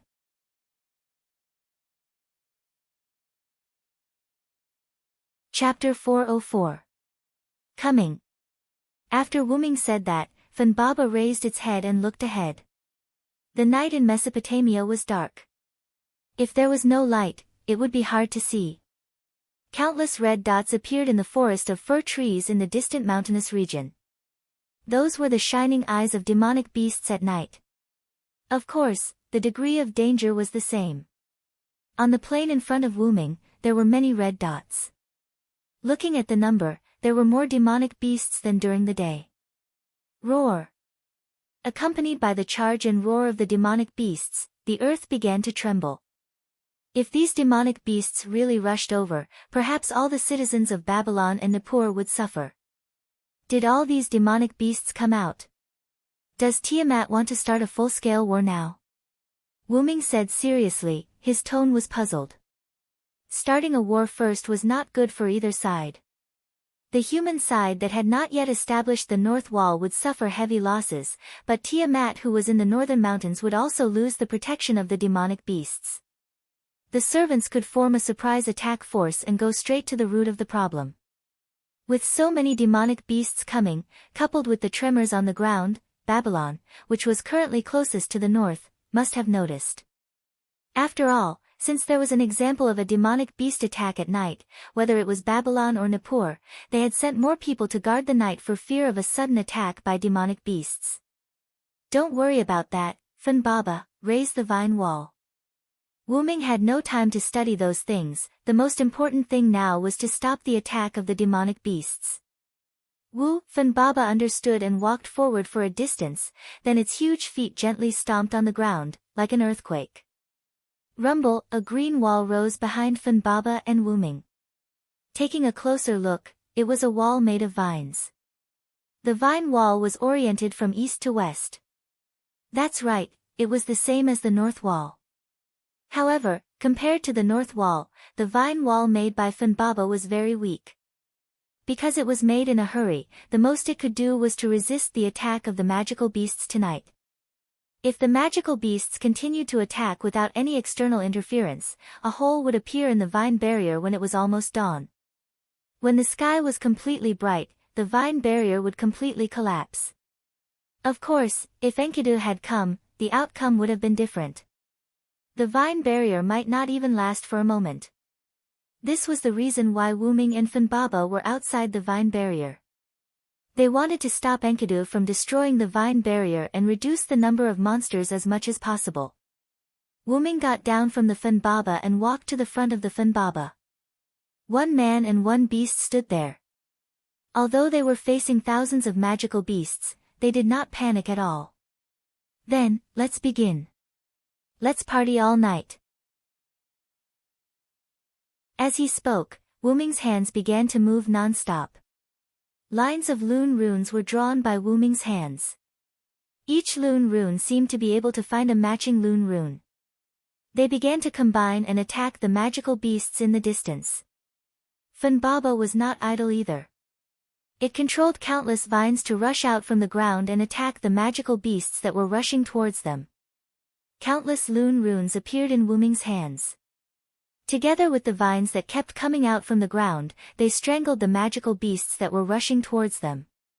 Although the magical beasts were almost in front of Wuming, if this was the extent of it, then the magical beasts that came out in full force tonight would be annihilated.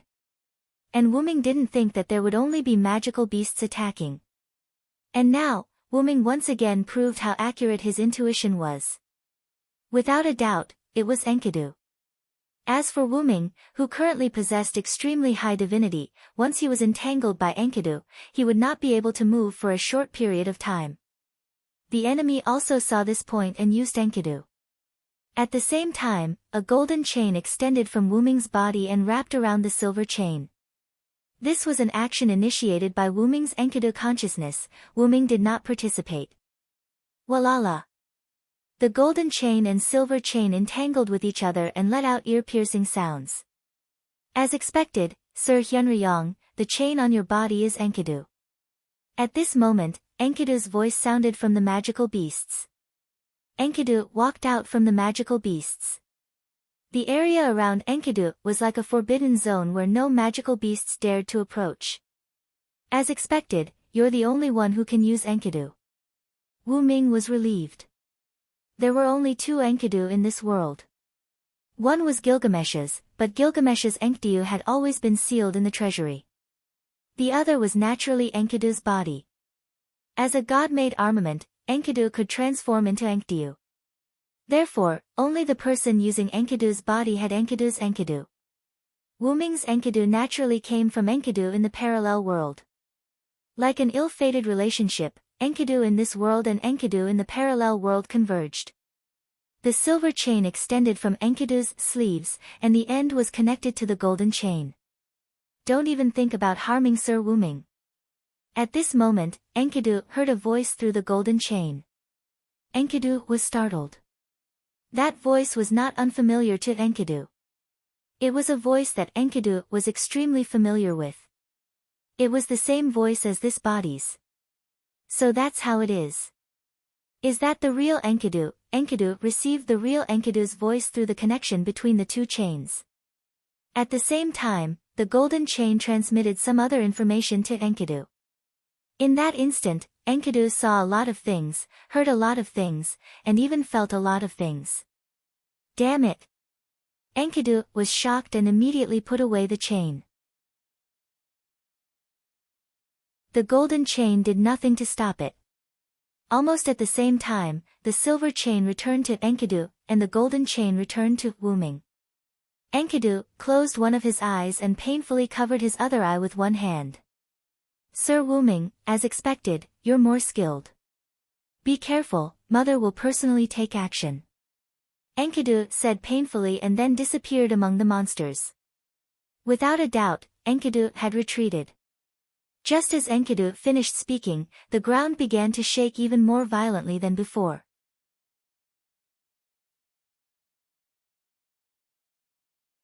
Chapter 405. Wuming and Funbaba couldn't care less about killing the demonic beasts that were already charging towards them, because the ground in front of them had already undergone an unprecedented change. On the boundless plain, the earth began to crack from the center, and then the entire earth was completely torn apart. Then, a huge figure appeared from the earth. The figure was more than 100 stories tall, with an incomparably huge snake tail, sharp and terrifying claws, a body and face covered in scales, and a head full of ferocious snake hair. Its huge eyes flashed with a dangerous scarlet light as it stared at Wuming and Funbaba, who were like ants in front of it. Boom! Funbaba replaced Wuming to clean up the surrounding demonic beasts a little, and Wuming, who was free, looked at this prehistoric giant beast. This familiar feeling, this divinity, it's actually Tiamat. Wuming looked at the snake hair goddess in front of him with some surprise. However, Wuming could clearly recognize that the snake hair goddess in front of him was a Greek demonic beast, Medusa, who devoured two of her sisters, and transformed into an Avenger demonic beast, Gorgon. A Gorgon that was given Tiamat's personality, but to be honest, it's really a good match. Wuming didn't panic in the face of danger, and instead, he smiled. But then again, Enkidu actually said, not long after Enkidu retreated, "It was a little too honest, wasn't it, Funbaba, you should retreat," Wuming said to Funbaba, who was continuously killing the demonic beasts around him and working hard. Woo-woo. Funbaba naturally shook its head, and then rubbed its head against Wuming. "Alright, I'll take care of it. These vines still need your protection. You should know that there are countless lives behind these vines. Be a good girl," Wuming gently stroked Fanny Baba's head, persuading her with both logic and emotion. Woo-woo, Funbaba was silent for a few seconds, and then nodded. "Good child, so obedient," Wuming smiled gently at Funbaba. Then, Funbaba released one last attack to repel the surrounding demonic beasts. Then, Funbaba left this place through the vines and went to the interior of the vine barrier. "Okay, now I'm the only one left." Wuming looked at the giant demonic beast Gorgon. However, Gorgon didn't answer Wuming's question, either because it didn't know how to speak or because it didn't want to. Instead, it directly launched an attack. The countless snake heads on Gorgon's hair opened their mouths and gathered magic. Then, countless snake heads shot out heat rays, burying the place where Wuming was, including the demonic beasts. Rumble. A powerful explosion occurred. The dust and flames of the explosion covered Wuming's figure, and Gorgon stopped moving. "Really? What a warm greeting, fake Tiamat." Wuming's voice came from the smoke. "Who?" A huge white dragon claw came out of the smoke, like a dragon out of the clouds, and stretched towards Gorgon at an extremely fast speed. Gorgon was shocked and immediately controlled the snake hair to intercept it. Hiss hiss hiss. As if its target was the snake hair from the beginning, the dragon claw grabbed the snake hair and tore it off. Gorgon let out a scream that didn't belong to a human. "It's impolite not to reciprocate. Are you satisfied with this greeting gift of mine?" A calm voice came. A huge dragon emerged from the smoke caused by the explosion as if it had come out of a small spacetime tunnel. The pure white dragon god had shining dragon scales, holy dragon horns, and white dragon wings that were twice the size of its body. Its holy dragon claws were still holding on to the struggling broken snake hair. Then, a white flame burned the snake hair, completely incinerating it. Gorgon spoke. "Damn Hyunryong." Gorgon's hoarse voice came out of his throat like a broken bellows.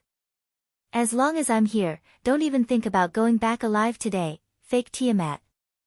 Just like that, the huge snake hair monster and the sacred dragon of protection started a confrontation in the plains in front of Babylon, a city in the north of Mesopotamia. The battle between mother and son in Mesopotamia had begun for the second time. Uruk City, Divine Tower. Because Mesopotamia was mainly plains, Gorgon, who was more than a few hundred stories tall, and Gorgon, who was only as tall as Wuming, appeared near Babylon. They were seen by the entire Uruk City, which wasn't far from Babylon. Tiamat. Gorgon. Gilgamesh looked at Tiamat and fell into deep thought. "King Gilgamesh, king." Then, Siduri's voice came from the stairs of the Divine Tower. Siduri rushed to the highest floor of the Divine Tower where Gilgamesh was in a slight panic. "King, Lord Hyunryong, humph." "Idiot, of course, this king saw it," Gilgamesh said disdainfully. Since Gilgamesh saw it, the Uruk citizens naturally saw it as well. "King, the citizens are very uneasy. Some of them have already lost their minds." Siduri calmed down and said. The citizens were uneasy because of the confrontation between Tiamat, who was the mother goddess, and Hyunryong, who was the direct descendant of Tiamat. The existence of the mother and son confronted each other. This rebellious battle of gods caused everyone's worldview to collapse slightly. Moreover, Tiamat's deterrence toward the ordinary people made the citizens even more fearful. That's why this king said that humans are foolish beyond compare. The battle of the gods is not something that humans can stop. They can only witness it and pray for it. Hyunryong is protecting this king's citizens. The foolish citizens should pray for Hyunryong and pray for Hyunryong's victory. Gilgamesh was even more disdainful now. After speaking to Siduri, Gilgamesh turned around and looked at Gorgon and Hyunryong. He did not say anything else. Siduri did not ask any more questions. She crossed her arms and began praying to Wuming. Lord Hyunryong, you must win. Shiro Amakusa, Fuma Kotaro, and Leonidas were trying their best to rush to Babylon. It would not be long before Babylon, which was within the range of the two great gods' attacks, would be affected. They had to evacuate the population as soon as possible. Is that Tiamat? What a terrifying avenger. Shiro Amakusa did not stop walking as he spoke seriously. Lord Hyunryong's body is also quite shocking. He's almost on par with Tiamat's body. It's truly astonishing. Leonidas praised from the side. Only Fuma Kotaro remained silent. However, his increased speed showed his respect for the two great gods. Let's speed up. Otherwise, the remaining citizens of Babylon will be finished. With that, the three of them increased their speed again. At this moment, Wuming and Tiamat began the second round of confrontation after the first battle.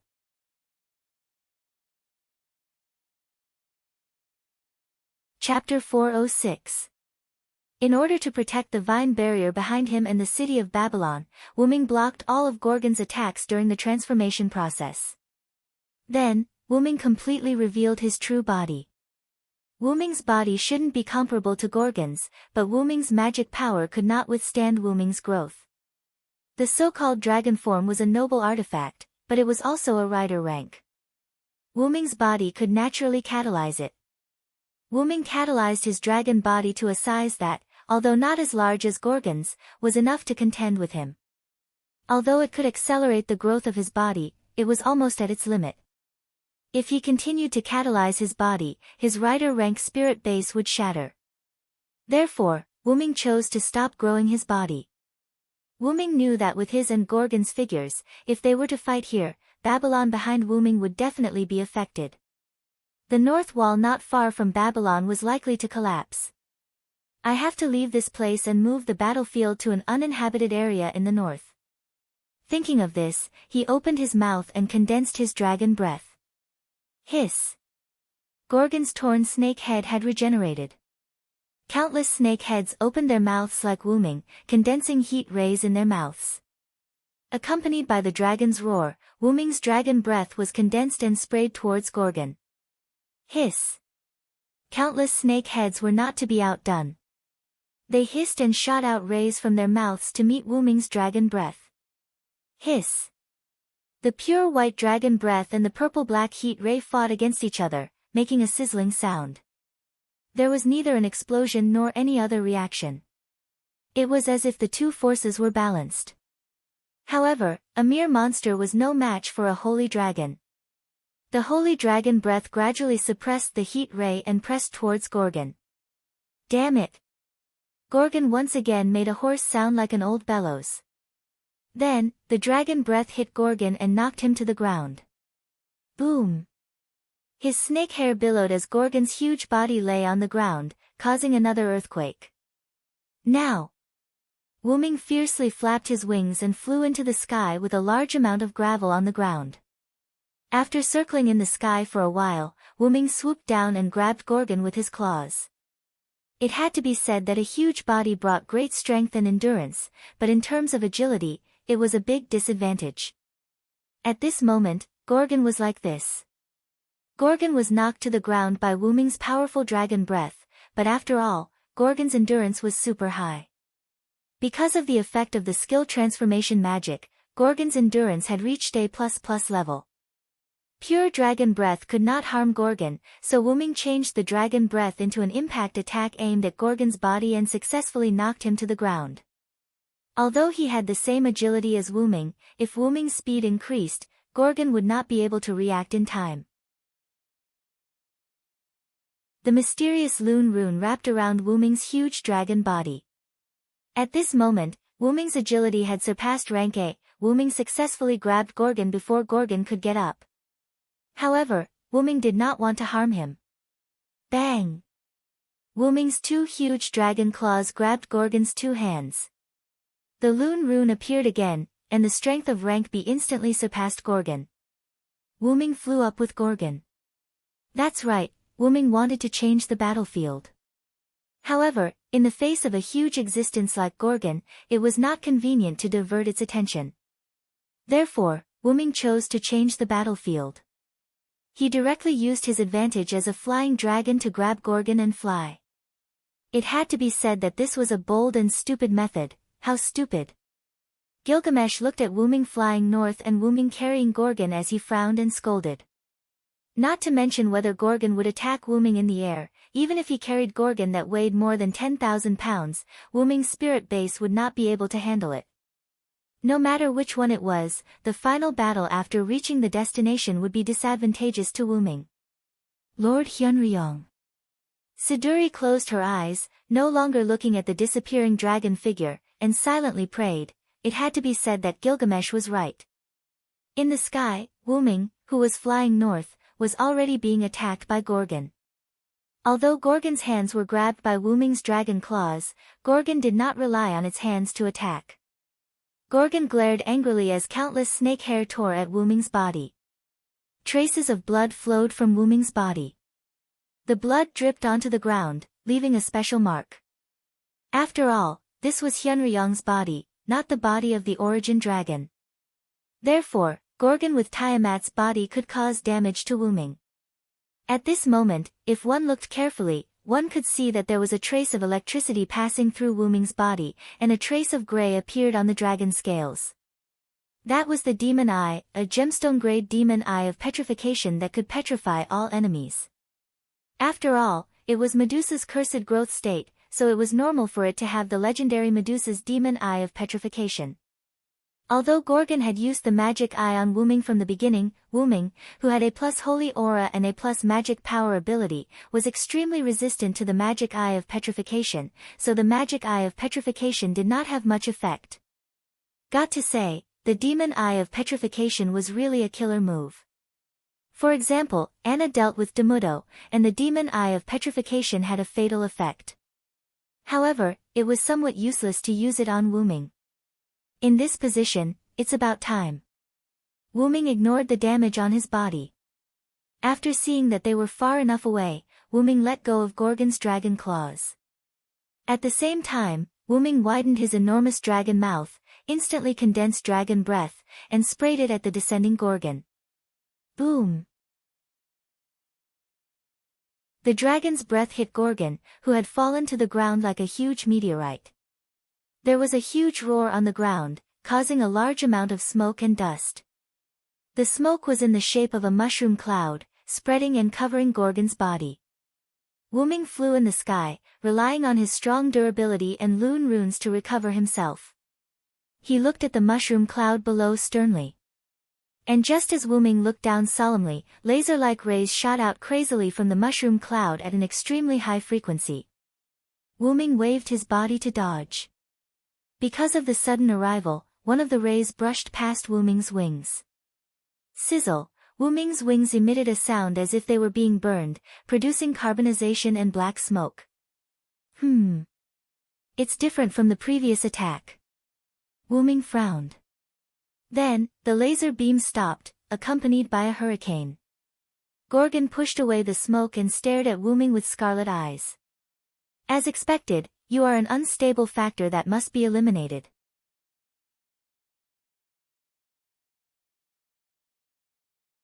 Chapter 407.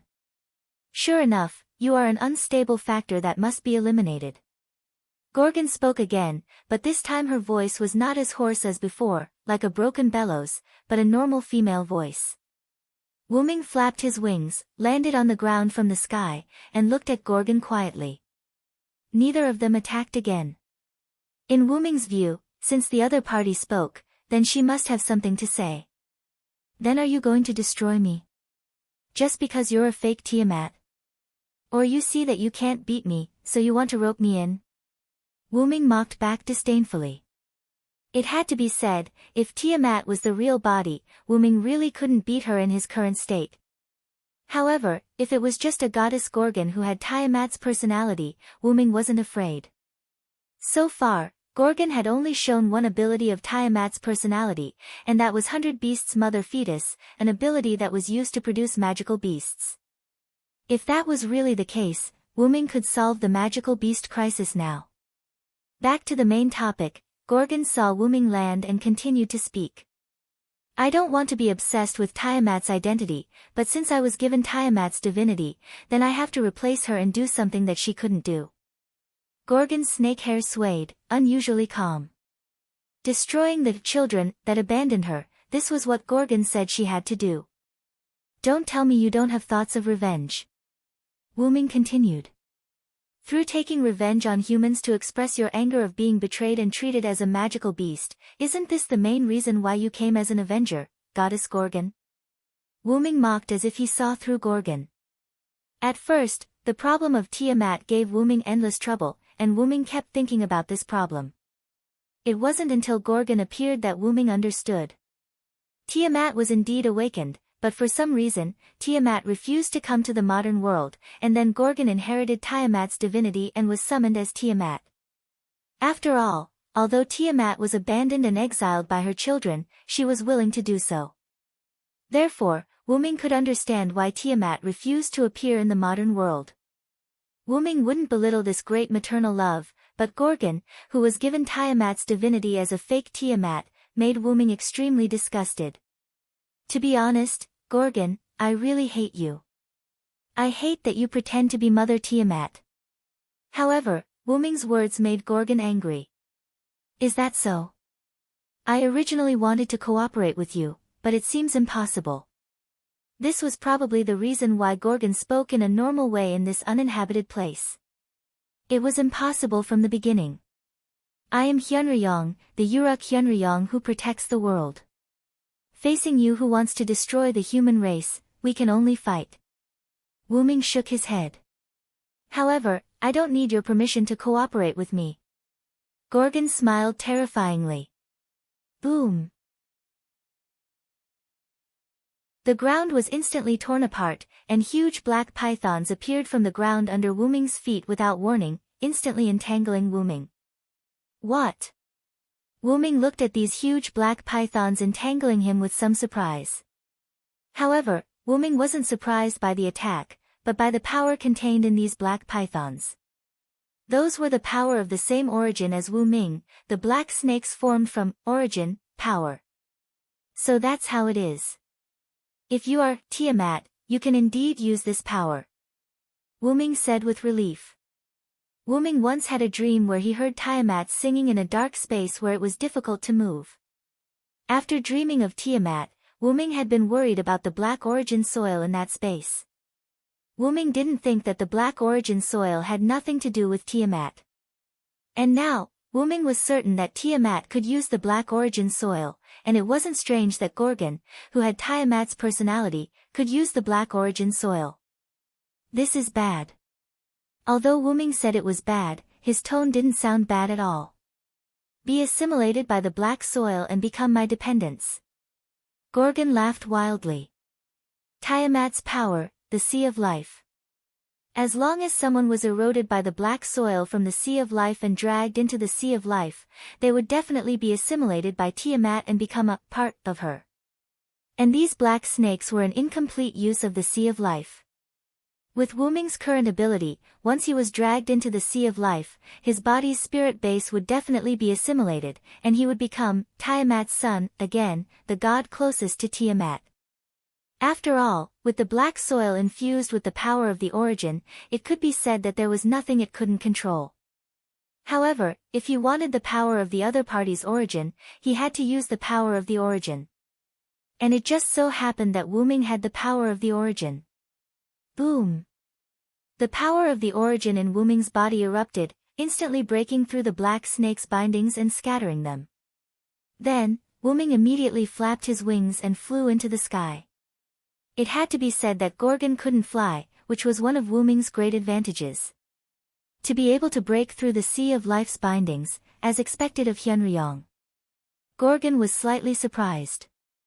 After all, in the knowledge he had been given, this was the first time an existence had been able to break free from the sea of life despite being bound.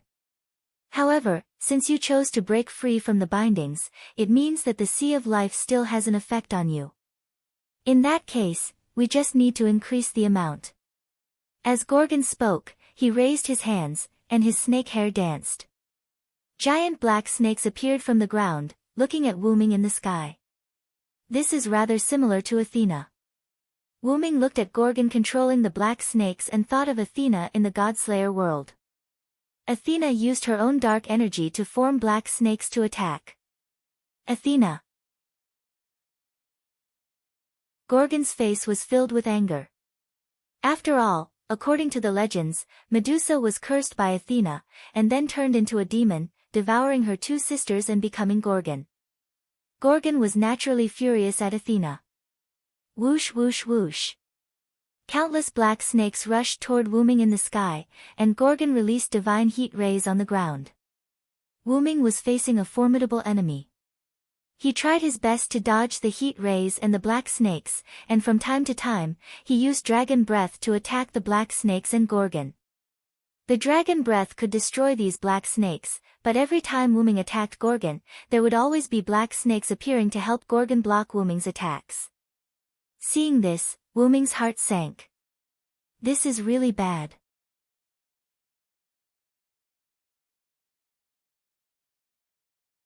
Chapter 408. Wyrm, who had transformed into a Hyunryong dragon, was unprecedentedly powerful in terms of physical strength and magic. After all, the Uruk Hyunryong was Gilgamesh's teacher. However, after using the Sea of Life, Wyrm would not choose to fight Gorgon in close combat. After all, there were too many black snakes, and it seemed like there was no limit.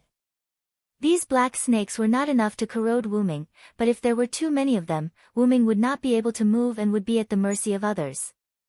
It was like the relationship between water and fire. The black snakes were fire, and Wyrm was water. Fire could not envelop water, so the black snakes could not bind Wyrm.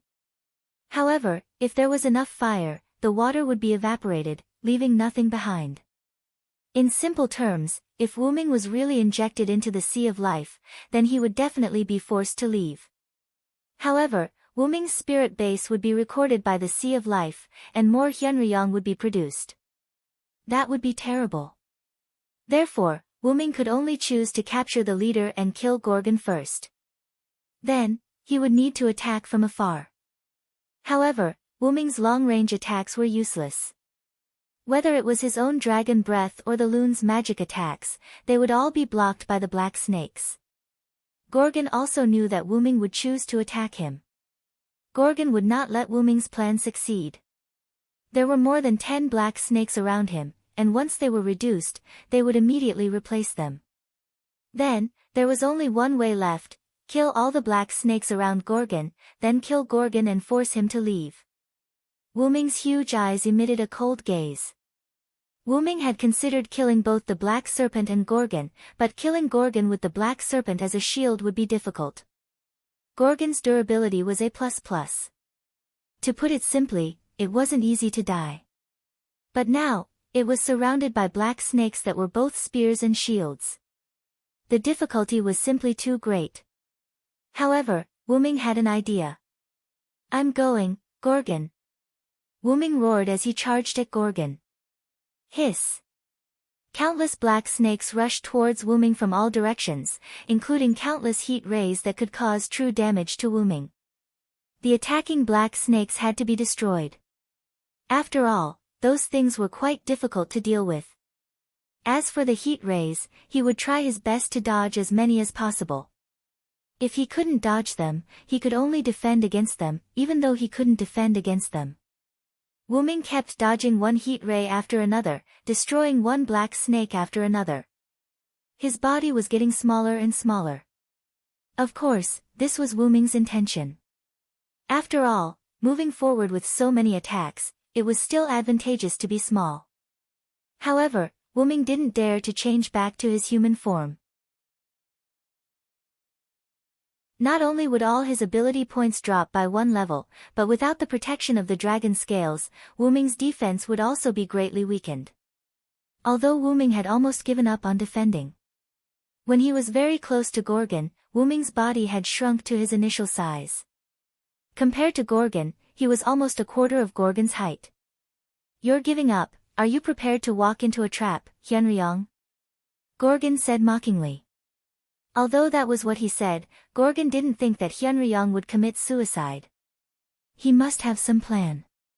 Gorgon instantly controlled countless black snakes to surround Wuming and rushed towards him. "That's good. What a coincidence. I said I was going to commit suicide." Wuming smiled. Then, the Lune runes on his body lit up. That was the original 18th Lune. Deug Odin. How dare you! In an instant, with the release of the Noble Phantasm real name, and Gorgon's surprised voice, Gorgon and Wuming's eyes fell into a white light. Rumble. In the distance, Uruk. Gilgamesh looked at a 7-colored energy pillar that rose into the sky and smiled. What a pleasant battle. This time, Gorgon lost. In front of Babylon, the vine barrier. Woo-woo, Funbaba looked at the 7-colored light pillar worriedly. Funbaba, who had a connection with his master, could sense that his master was in a bad situation. Babylon City, Nippur City. A few servants who were nervously moving the crowd between the two cities also saw the 7-colored light pillar and were stunned. Not only that, but the citizens who wanted to take advantage of the time when Wuming took Gorgon away were also stunned. They stared blankly at the scene. As expected of Hyunryong, Sama, he can actually do this. Shiro Emakusa praised. In the 7-colored light pillar, a huge source of power was the main body. The power of fire and frost complemented each other. The heavy earth and the light wind complemented each other. It was rare that the active life and the silent death did not corrode each other. This was the real great god seal. It gathered all the power of the Lune runes that Odin sacrificed one of his eyes. It was reproduced in Mesopotamia by Hyunryong, who replaced the Uruk. As for the problem of the Noble Phantasm, because Deug Odin was a magic spell on the level of a Noble Phantasm, there was no reason why Silent Moon, who could use all the runes of Rune, would not be able to use it. After all, Wuming was not a servant that could be judged by the normal servant rules. "Aw!" Gorgon's scream came from the light pillar. After a while, the 7-colored light pillar disappeared. The smoke produced by the great god's seal almost covered the entire northern battlefield, making it impossible to see the battlefield clearly. The great god's seal, which contained the source of power, destroyed all the black snakes, including the black snakes beside Gorgon. Gorgon was naturally not left behind. He was burned by the great god's seal. The powerful great god's seal had an effect on Gorgon. At this moment, Gorgon's snake hair was destroyed. His scales were falling off. There was not a single part of his body that was intact. Blood was spurting out. Gorgon's huge snake tail was lying on the ground powerlessly. He was also weakly supporting himself on the ground with his hands.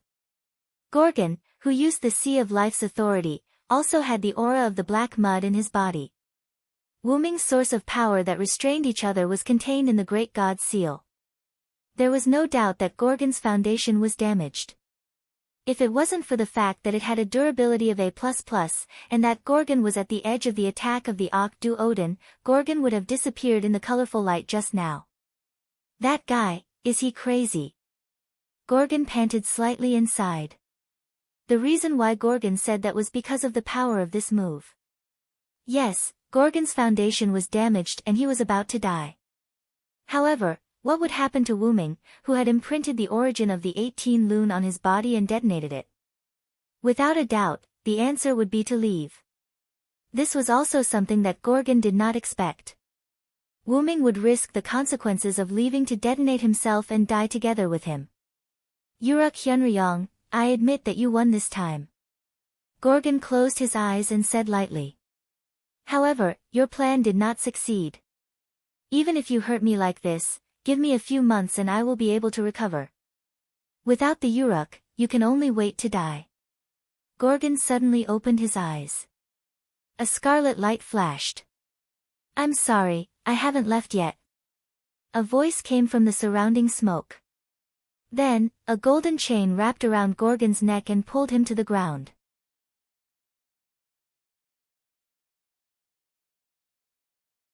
Chapter 409. How is this possible? How did you survive that level of explosion? Gorgon lay weakly on the ground, his tone was abnormally terrified. After all, even without the power of origin, the Ocht Dug Odin that had been planned for a long time was enough to blast Gorgon half to death. And how could Wyrm be fine in the center of such an explosion? You're right, I couldn't have survived the explosion just now. Wyrm said lightly, then walked out of the smoke and dust to Gorgon. The moment Gorgon saw Wyrm, he was relieved. Wyrm had already returned to his human form from his dragon form, and seemed to be fine. However, that was only possible if one ignored Wyrm's transparent body and the Holy Grail that was exposed in his heart. Caught the power of the Holy Grail and barely survived. Gorgon grabbed the golden chains that bound him. At this moment, Gorgon looked extremely weak, and after a few movements, he gave up. Wyrm, who should have left, didn't. That was because he caught the power of the Holy Grail and forced himself to stay here. But looking at Wyrm's appearance, he probably wouldn't even last a minute before leaving. A minute was very short, so short that Gorgon couldn't hold on, but a minute was also very long, so long that Wyrm could kill the weak Gorgon in a minute. The current Gorgon was at the end of the light crossbow, no, perhaps not even at the end of the light crossbow. Even if Wyrm was about to disappear, Wyrm's current state could be said to be the final radiance of the setting sun. It should be known that the final radiance of the setting sun was everyone's strongest moment. In this short period of less than a minute, it was enough for Wyrm to kill Gorgon. As expected, this is the end of my road. Gorgon gave up struggling. Like a curse, being suppressed by heroes, this was the unchanging end of the path for demons. You don't have to be like this, Gorgon. Wyrm looked at Gorgon and shook his head. There's no need for you to play the role of Tiamat. You're Gorgon, no one else. How can you win if you run away and deny yourself? I hate people like you who run away. Wyrm explained why he hated Gorgon so much. Is that so? I see. Gorgon finally understood before he died. Wyrm looked at his body. It would disappear in a few seconds. I don't have much time left. Since you've already understood, then go in peace. After Wyrm finished speaking, he raised his left hand that was not holding the chain. His left hand instantly transformed, and an incomparably huge dragon claw appeared. This was the effect of Wyrm's noble phantasm. The claw that was condensed with magic power clawed at Gorgon's chest, where the spirit core was located. However, just like in dramas, as long as the opponent was given an explanation before he died, he would definitely lose. Just as Wyrm's huge dragon claw was about to pierce Gorgon's heart, the silver chain instantly wrapped around Wyrm's dragon claw and Wyrm's body. Mother! Are you alright? Enkidu suddenly appeared and shouted nervously. You're in luck, Gorgon. Wyrm's body began to disappear from his feet. The golden heavenly lock that was binding Gorgon also turned into light spots and disappeared. Ah, that's right. I have an underling who cares about my mother. Gorgon was no longer obsessed with Tiamat's identity. Gorgon slowly got up and looked indifferently at Wyrm who was about to disappear. Enkidu did not know why, but he also looked at Wyrm. Through his eyes, Wyrm could see that he did not have the heart to do so. You've won this battle. In the following days, I won't come out of my temple in the north until I fully recover. Wyrm pursed his lips helplessly. Gorgon would not be able to recover from the damage caused by this battle without a few months. If she dared to show up, she would be attacked by the other servants. If Gorgon was seriously injured, the servants summoned by Gilgamesh would be able to kill her. I will only send out monsters. I will not appear in person. Consider it your reward for winning. After all, Gorgon had her dignity. She would restrain herself if she lost. However, the one who died was not her, but the winner, Wyrm. Therefore, Gorgon would not give up on invading the Uruk. As you wish. Wyrm said indifferently. After Wyrm finished, Gorgon left toward the north, leaving Wyrm's head and Enkidu's head behind. Looking at Enkidu who did not leave, Wyrm opened his mouth. Although I don't know who you are, I can see that you are not a bad person. It's just that your standpoint is different. Wyrm smiled at Enkidu. Enkidu was somewhat flustered and blushed. If it's possible, I hope that you can take care of this holy grail. Wyrm finished speaking and completely disappeared. Clang! The holy grail that was located at Wyrm's heart fell to the ground. Enkidu thought for a moment, then walked to the place where Wyrm disappeared, picked up the holy grail, and left. The city of Babylon and the city of Nippur were in the midst of population transfer overnight. Because of the commotion caused by Wyrm and Tiamat, people were not in the mood to sleep. Coupled with the monster crisis, people were constantly moving people under the arrangement of the servants. Because the monster horde and Gorgon attacked in the middle of the night, it was almost a few hours before the battle between Wyrm and Gorgon ended. Shiro Amakusa stood on a tall building in the city of Babylon, which had almost completed its population migration, and looked at the battlefield where Wyrm and Gorgon had settled down in the distance, and did not speak for a long time. Did Hyunryung win? Leonidas appeared behind Shiro Amakusa and asked Shiro Amakusa. Shiro Amakusa nodded and then shook his head. Hyunryung won, but he also left. Gorgon lost, but he is still alive. This was what Fuma Kotaro said after collecting information. In fact, in the current situation, Wyrm undoubtedly lost. Now, almost all the servants who saw Gorgon's real body knew that it was not Tiamat who gave birth to the monster, but Gorgon who got Tiamat's personality. Let's go, the north wall is almost finished. It's time to retreat. Then, the three of them left Babylon. Nippur was the same. After Okita Soki and Ba Guzan finished guiding the residents of Nippur, they looked into the distance. Hyunryung, Sama failed. Okita Soki said in a low voice.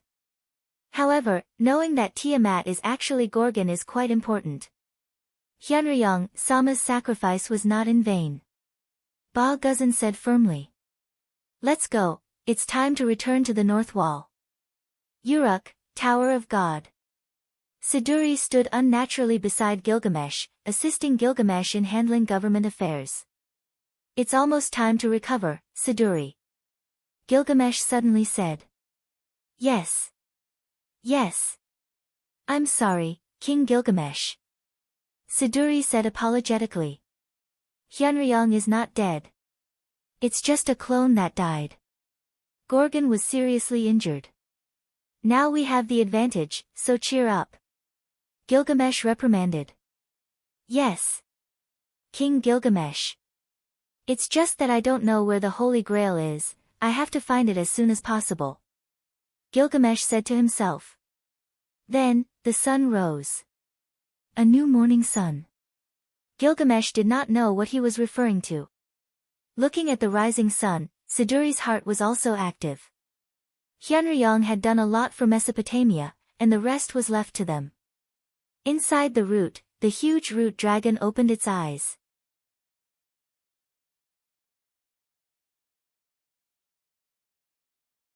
Chapter 410.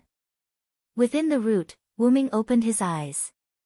I forgot about the variable using Enkidu's body. The Heaven Lock is very effective against me. After all, Wyrm's rider class clone had extremely high divinity. Even if he had used brute force to break free, Wyrm's spirit base would have been destroyed. I'm sorry, Lord Wyrm, I didn't help. Enkidu's voice sounded. Wyrm looked at the chain on his arm. Of course not, little Enkidu. Didn't you win effortlessly against the Quetzalcoatl? As for the end, you were focused on restraining Gorgon, so it's understandable that you didn't notice the other heaven lock coming. After all, an injured beast was the scariest. It was hard to guarantee that Gorgon wouldn't recover before death. That was why Enkidu had used all his strength to restrain Gorgon and didn't use another chain to deal with the other heaven lock. Also, we've done enough. Let's leave the rest to Gil and the others. Don't forget that Tachika and the others are also working hard. Don't worry too much. Wuming laughed like an optimist. Looking at Wuming like this, Enkidu felt a little helpless, but he didn't say anything. As long as you're happy, Lord Wuming. Enkidu's tone was light. As long as Lord Wuming didn't feel like he was a burden, it was fine. At this moment, Wuming, who was inside the root, sensed something outside. Did those guys become active because of the influence I caused in Mesopotamia? Wuming opened a lens in front of him, and countless black substances rushed over. Naturally, it was the root black soil that was attacking from outside. But if they only rely on numbers, they're like moths to a flame. How strong was Wuming now? Before coming to the origin, Wuming was no longer afraid of the origin black soil. Now, Wuming had stayed in the origin for quite some time. For Wuming, who could absorb the power of origins to strengthen himself, being inside a great origin was the same as entering a device that could endlessly increase his strength. Wuming sat on the platform at the center of the great source and closed his eyes. In an instant, a blinding white light shot out from Wuming's body, penetrating the origin as if it was nothing. The white light penetrated the origin and went outside. Like the exterior of the universe's great origin, countless pieces of black mud surged forward one after another, like the surface of an ocean in the midst of a storm. However, when the pure white light came into contact with the source of the black mud was like a flame that had come into contact with water and was instantly extinguished. Countless black origin mud were constantly swallowed and destroyed by the pure white light. However, the black origin mud seemed to know no fear and continued to surge forward. It didn't take long for the surging black mud outside the great origin to be completely destroyed. The space outside the great origin regained its mystery and tranquility like the universe. I have to say, if the black origin mud had attacked me while my consciousness was shifting to the servant's clone, the defensive device I set up would have been useless. Then, Wuming looked at the back of his dragon claw, which had a black dragon-shaped imprint on it. Crackle crackle, a bolt of lightning streaked across the back of Wuming's dragon claw and erased the black dragon-shaped imprint.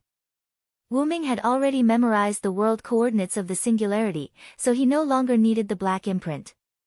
The black dragon-shaped imprint was also responsible for the black origin mud's attack, which was why Wuming chose to dispel it. In that case, Kalis, stay behind and help me manage these defensive tactics, in case those things attack me again while I'm asleep. If a large amount of black origin mud attacked here while Wuming's consciousness was in the servant's clone, it would be really troublesome.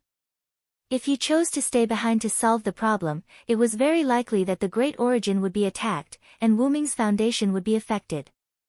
After all, Wuming still needed the power of the great origin to grow.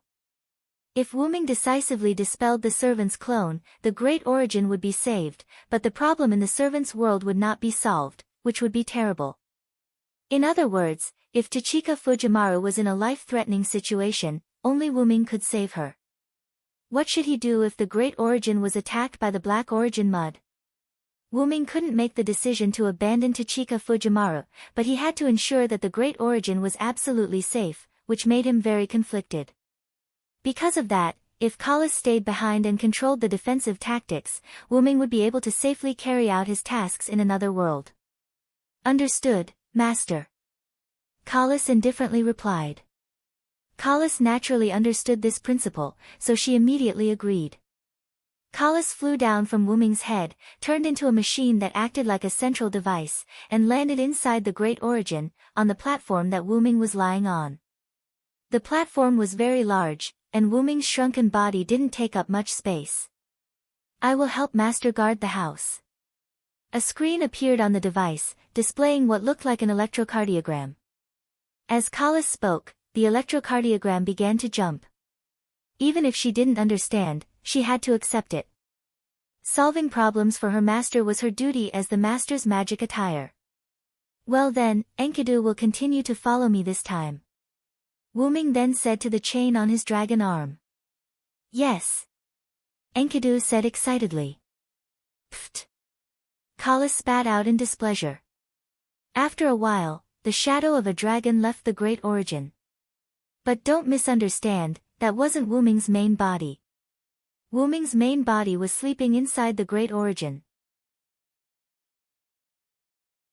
The shadow of the dragon that flew out of the Great Origin was a true clone created by Wuming. After all, the body of a servant was still a bit weak. It would be fine if it was a powerful class, but Wuming always became a class that was disadvantageous to him for various reasons. Therefore, Wuming created a true clone of himself.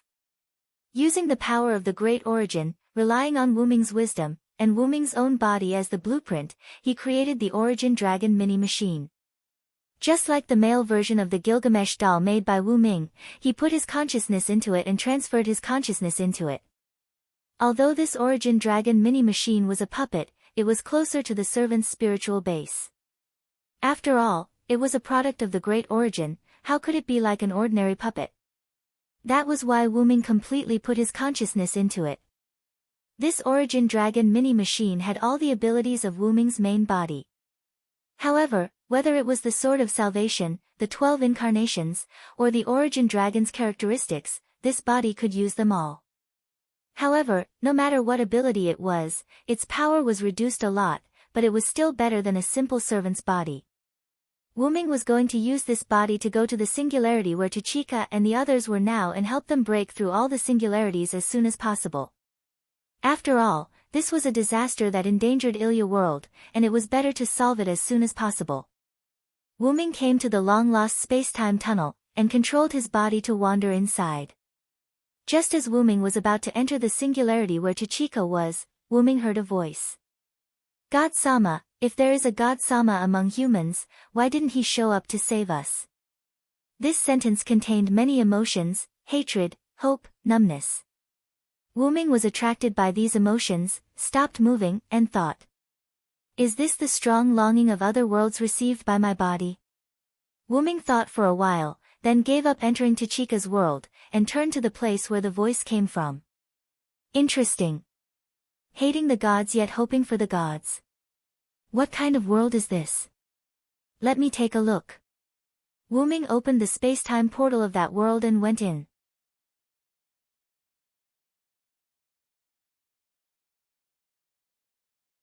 Chapter 411.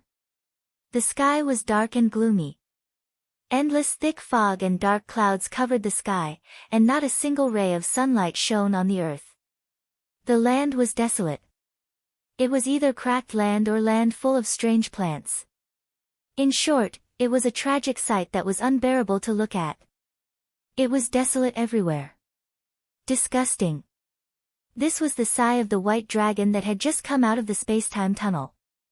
Wuming could feel that everywhere was filled with dead silence. The land had lost its vitality, the sea had dried up, the sky was covered, and the air was filled with an unpleasant smell. All of this was nauseating. Wuming flew in the sky, looking at the world that looked like the end of the world, and fell into deep thought. Wuming did not need to visually estimate. Through the attributes of the atmosphere and the current state of the earth, Wuming could tell that the entire world was probably covered in dark clouds and smoke. No wonder there was such a sad sigh. It would be strange not to be sad living in such a world. Wuming shook his head. I'm afraid it's an unknown world. I'd better use some concealment tactics on myself first. With these thoughts, Wuming mobilized magic power, and then he found that there was no magic power in this world, but there was another kind of energy. Not magic power. This is really interesting. Wuming laughed. The worlds that Wuming had been to before were all worlds with magic power, but this world did not have magic power, but another special power, which attracted Wuming's attention. However, this is not difficult for me. Several tactics appeared and covered Wuming's body. The tactic that blocked detection was successfully used by Wuming.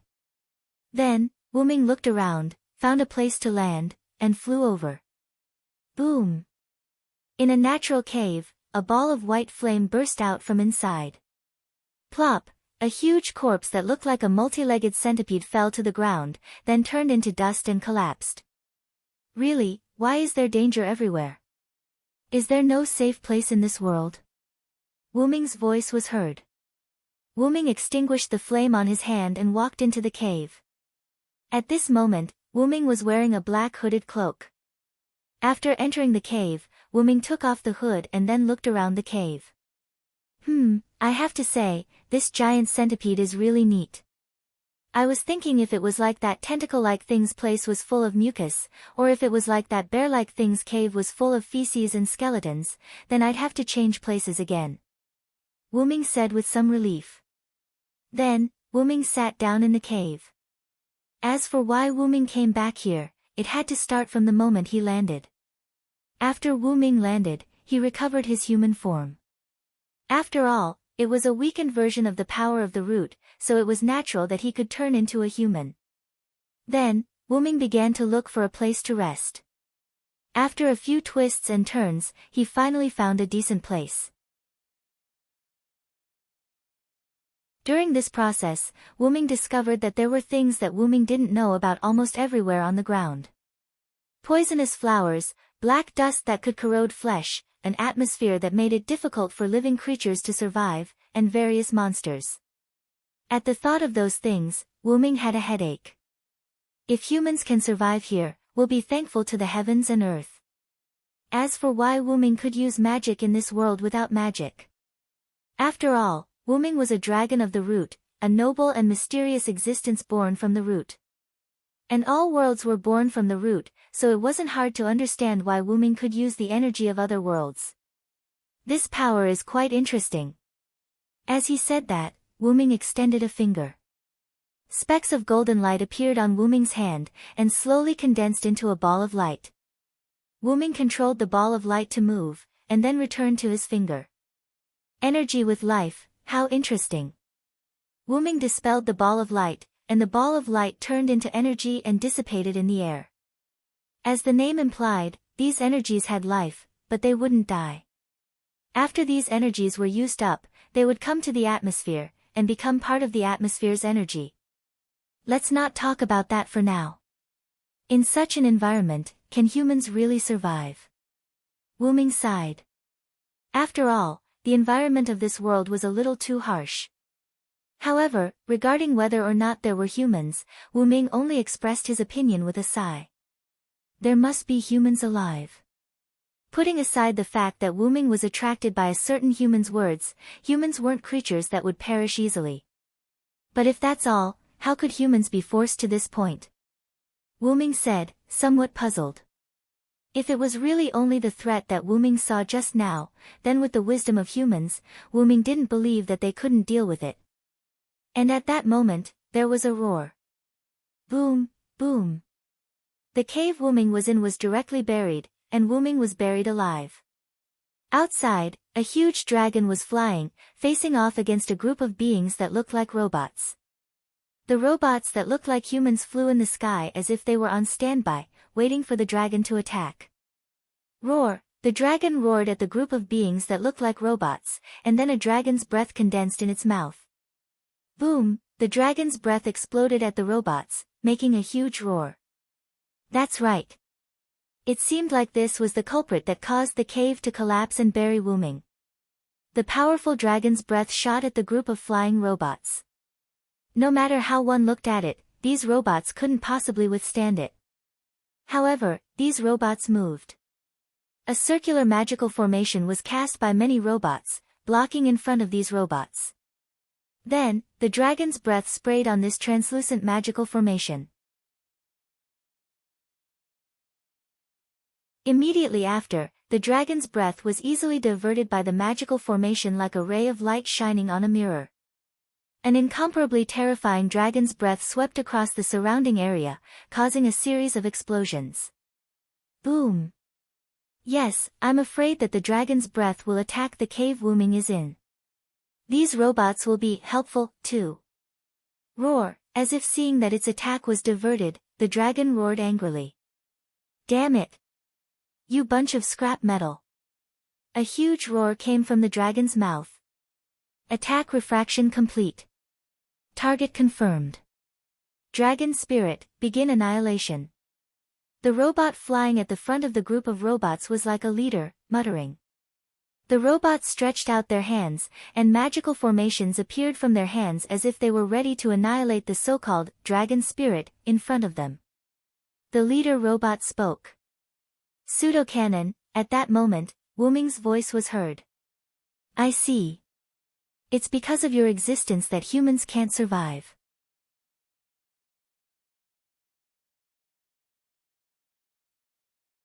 Chapter 4:12. Who's there? The giant dragon looked around and roared vigilantly. The robots that were ready to attack also stopped moving and waited while scanning the surroundings.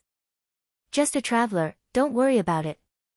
A voice suddenly came from the middle of the dragon and robots, and Wuming's figure appeared there. What? When did you appear?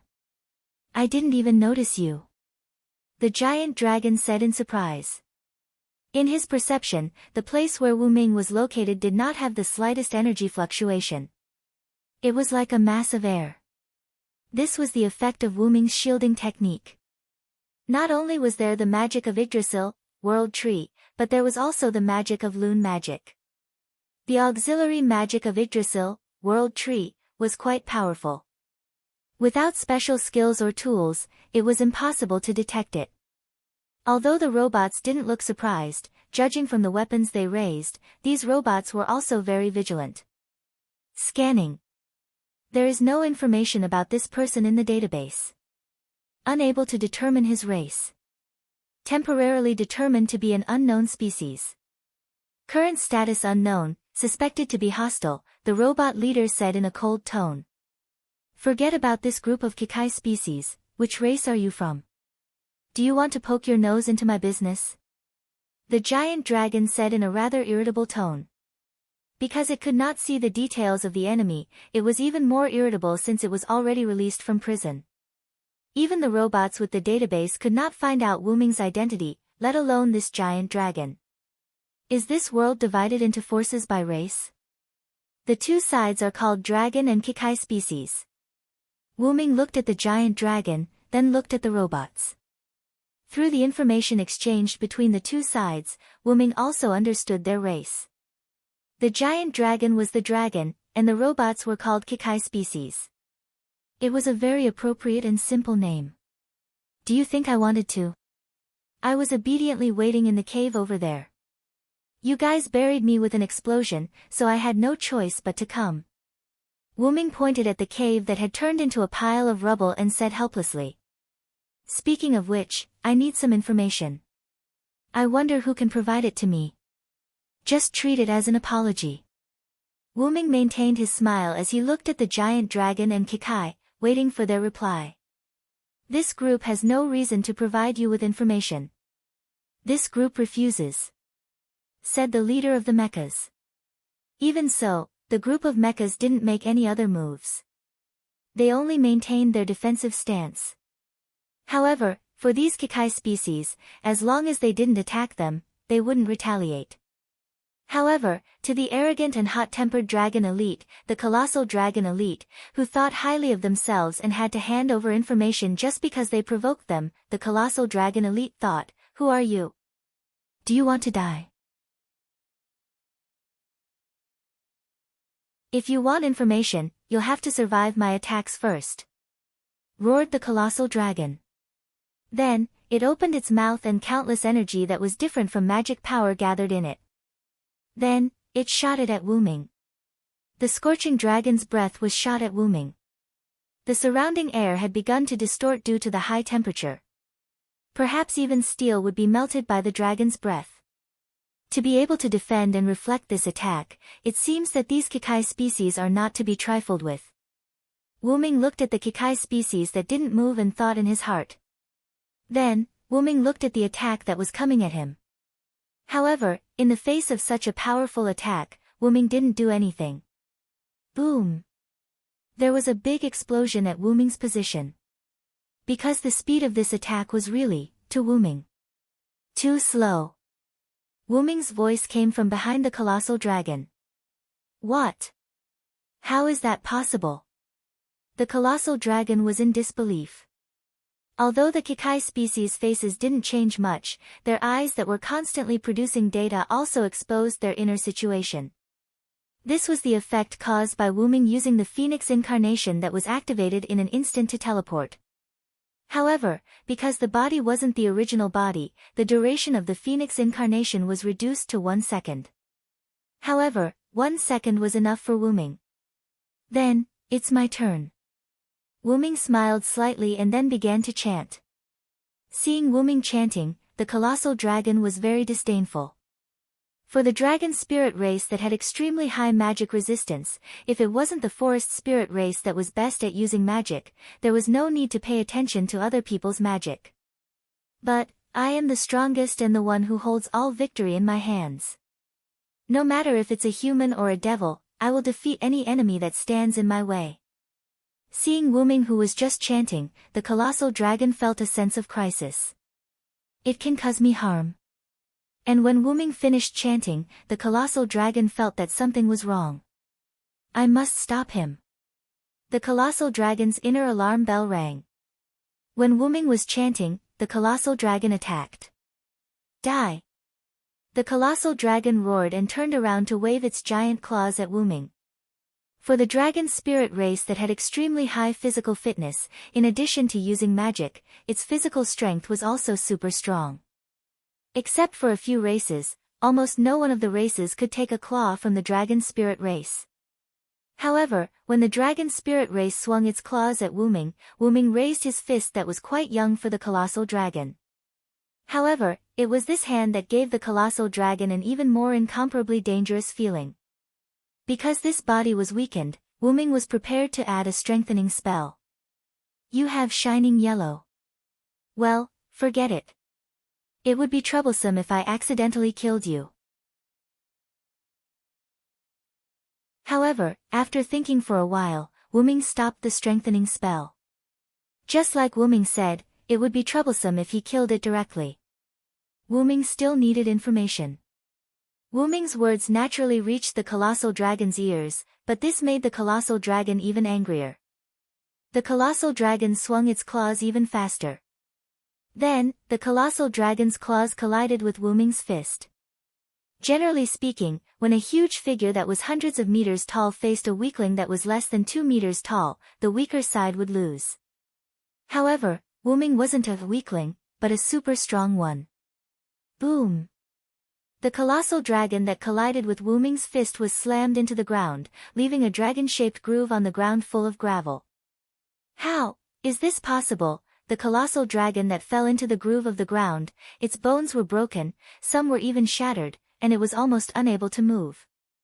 It said slowly in an unbelievable tone. Then, the colossal dragon fainted. The unknown new species has a few powerful brute force. It is not recommended to face it head-on. Temporarily retreat. The leader of the mech armors analyzed and said. Then, a diamond-shaped space opened behind these mech armors, and the mech armors began to retreat. Did I say you can go again?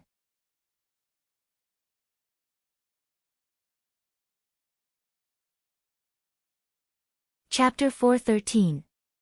Did I say that I would let you go again? Wu Ming's voice rang out. However, this did not affect the departure of the Jikai bastards. There's no fear at all.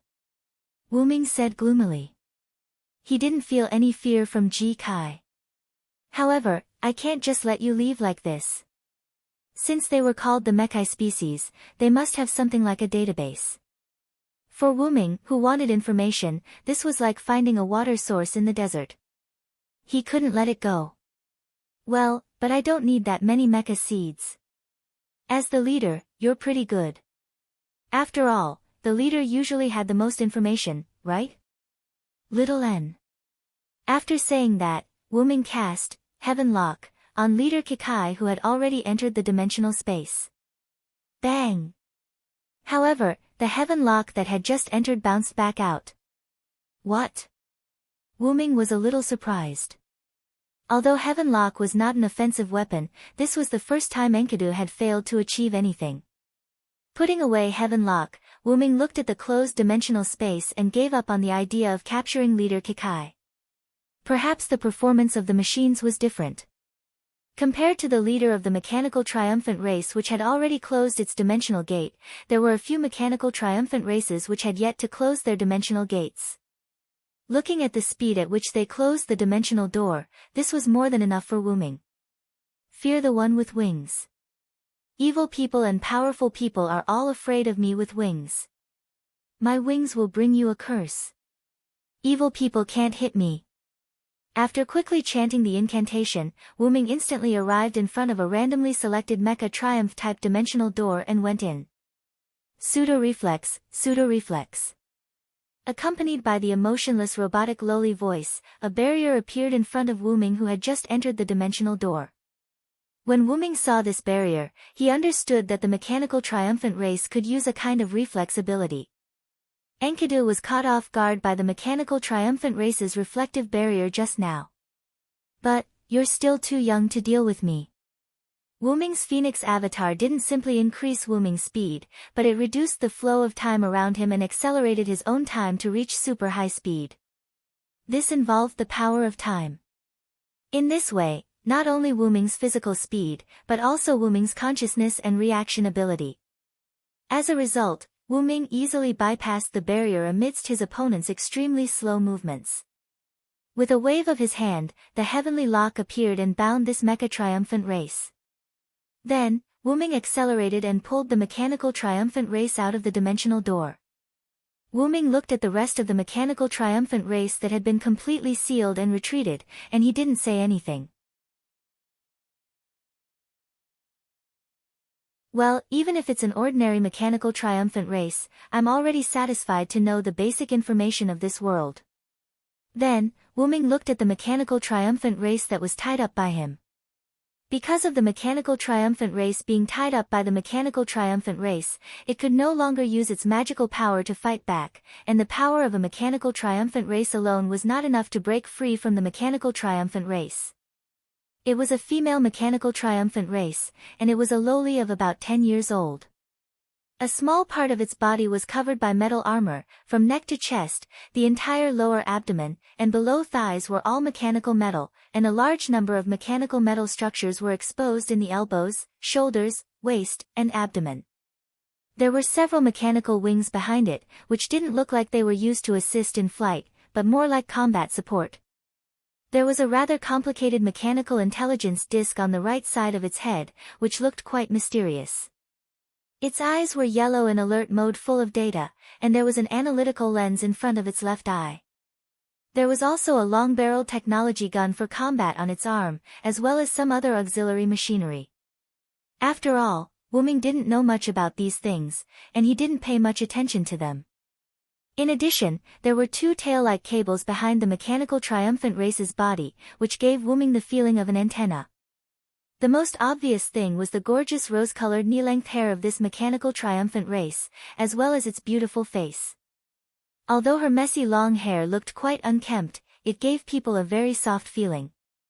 Wuming touched the mechanical triumphant race's hair, and sure enough, it was quite soft, but the toughness of the mechanical triumphant race's hair was super strong. Soft steel wire can be compared to this. Prompt: the connection has been cut off from this machine, you can't invade the connection through this machine. The mechanical triumphant race said. Sure enough, it's worthy of being a machine life, it was abandoned after being captured. Wuming said helplessly. But there was nothing he could do about it. According to reason, it was just an ordinary mechanical triumphant race member. He was afraid that the other party wouldn't choose to fight against an unknown enemy who could knock out a dragon spirit with one punch. Often, a programmed machine system was the most rational existence. I can only say that it's worthy of being called a mechanical triumphant race. Wuming sighed. I received an order when I was cut off from the host computer to initiate the self-destruction program. I can't leave any information to the enemy.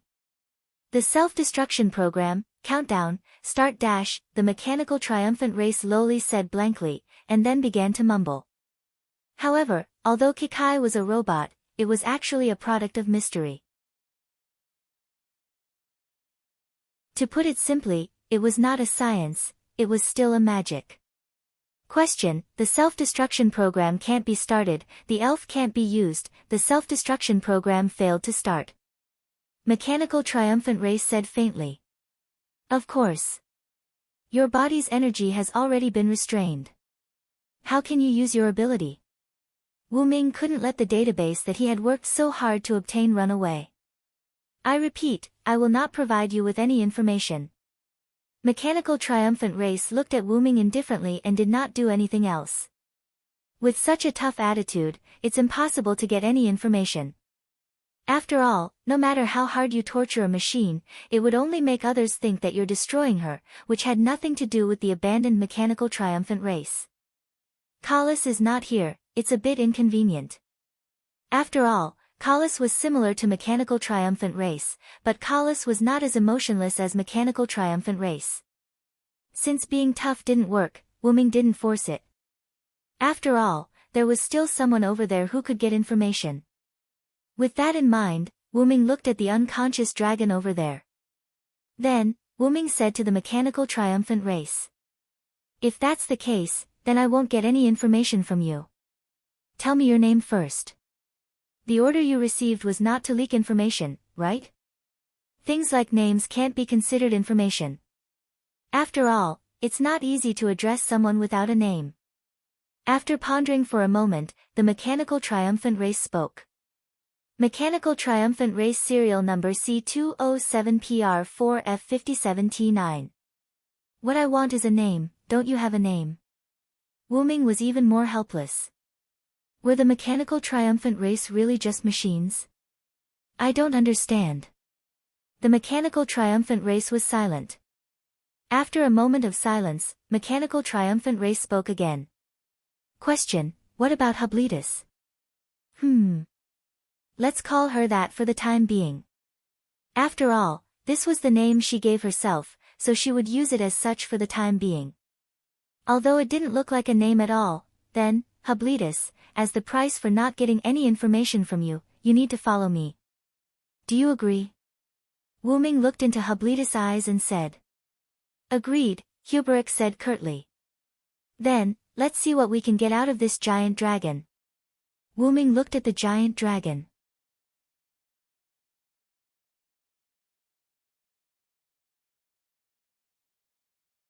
Chapter 4:14. After that, Wu Ming, gently, woke up the dragon that was unable to move due to the broken bones in its body. Later, under the dragon's horrified expression, Wu Ming successfully, gently, extracted a lot of information. This world was called Disbode. It was a world where gods existed. These gods were called Old Deus. The energy of this world was not magic, but a kind of energy called spirit. That's right, it was the energy with life on Wu Ming's finger. Phantasma, created by God. There were all kinds of phantasma, so there was no uniform appearance. Dragonia, created by God, had the appearance of a dragon. It had extremely high magic ability and magic resistance, and its physical fitness was also extremely strong. It could also use its past and future power in the present. It could be said to be an extremely powerful race. Gigant, created by the gods. As the name suggested, the giants were extremely tall and had extremely strong physical attributes. They were a powerful race that could compete with the dragon goblins. They had always been on good terms with the goblins. The sky wings, flugel, were god-killing weapons created by God. They had extremely powerful strength that could kill god species. They looked like a group of humans with wings and had extremely long lifespans. They were currently living in the city formed by the fantasy breed Abantiheim. They had built a city in the sky called Abantiheim. In addition, they were also a race with a strong thirst for knowledge. Because of this thirst for knowledge, they would collect all kinds of books. They once emptied all the books in the capital of Forest Elves. When it came to Skywing, they had to talk about the god who created them, the god of war Artesius. According to what Wu Ming learned from the dragon spirit seed, the god spirit seed Arthas was the most powerful god spirit among all the gods. According to gossip, these Skywing were actually created by Artesius to kill him, so he felt that he was too strong, and no one could defeat him, so he created God of War Artesius to fight him. Wu Ming was quite interested in this god of war. The forest elves were created by the gods and created a large variety of magic. Their characteristic was their long ears. In terms of magic attainment, they could be said to be the strongest existence among all species. Goblins were created by the gods. They had dark skin and looked like the dwarves in the myths who forged weapons for the gods. Although their magical attainments were not as good as the forest goblins, they were not to be underestimated. Strictly speaking, the goblins' magical attainments were in the aspect of manufacturing. They were able to create magical tools and weapons. It was said that the goblins had even created a magic airship. The fairy race was created by God and could be said to be in existence similar to the forest elves. They had an extremely good relationship with the forest elves and were allies. Ex Machina, created by God, usually acted in groups. The Ex Machina were basically linked together, existing in the form of the Internet. The Mechai species had super advanced calculation abilities. Through the Mechai species' equipment and their own abilities, refracting the dragon breath of the dragon elite species was a piece of cake. Other than that, as long as they had been attacked once or seen a strategy, it would no longer be useful. Moreover, they could design the same weapon. In theory, they could be infinitely powerful. It was simply a bug. However, they could be said to be a group of people who would not attack others unless they were attacked. As long as no one provoked them, they would not provoke others for no reason. God knows what that dragon elite species did to provoke the Mechai species. The Demonia race was created by God. In simple terms, they were some demons that lived on the earth. The giant centipede that Wu Ming encountered before belonged to the Demonia race. Speaking of which, the god who created this race was really disgusting. Wu Ming thought of those tentacles and mucus again. The Damper race was created by God. In simple terms, they were life forms similar to vampires. They could not live without sucking blood. Lunamana, a race created by God on the huge red moon. By the way, there were 2 moons in this world, and they existed both day and night. Rather than calling them moons, it would be more accurate to call them satellites that were extremely close to this planet and moved in the same orbit. The Wyrbeast race was created by God. They were basically beast men. They did not have elves in their body, and they could not use magic, but they had physical abilities that surpassed the limit. The Siren race was created by God. They could only live in the water and could not go ashore. They looked like mermaids. Because all of them were women, they needed men from other races to help them produce offspring. Because the Siren race had rich water essence in their body, a kind of elves, they had the ability to attract other elves, and having water essence in their body was equivalent to having a natural charm skill, so it was quite helpful for the Siren race to reproduce. In addition to these races, there was also a kind of intellectual creature, human beings. Human beings were not created by God. Not only did they not have elves in their body, they could not use magic, and they did not have excellent physical fitness like the orc race. It could be said that human beings were the weakest intellectual creatures. Therefore, human beings were not called human race by other races, they were simply called human beings. But that was not a big deal. Even if they were weak, they could still survive in this big family of many races. Just like in a fairy tale, the world created God, and God created various races, which made the world more colorful. It was originally like this: the gods and the various races they created lived peacefully in the world. Then, because of the selfish desires of their creators, several races went to war with each other under the command of their creators. The powerful gods, because they all wanted to be the only god, began an endless battle to compete for the throne of the only god. According to the dragon spirit, the war that affected the world has lasted for a year, and it was not very clear when it started. The races that went to war kept fighting, and the races that didn't want to go to war kept quiet. But according to the dragon's spirit, those races that didn't want to go to war were killed by other gods, so they didn't go to war. After all, the races went to war because of the order of their creators.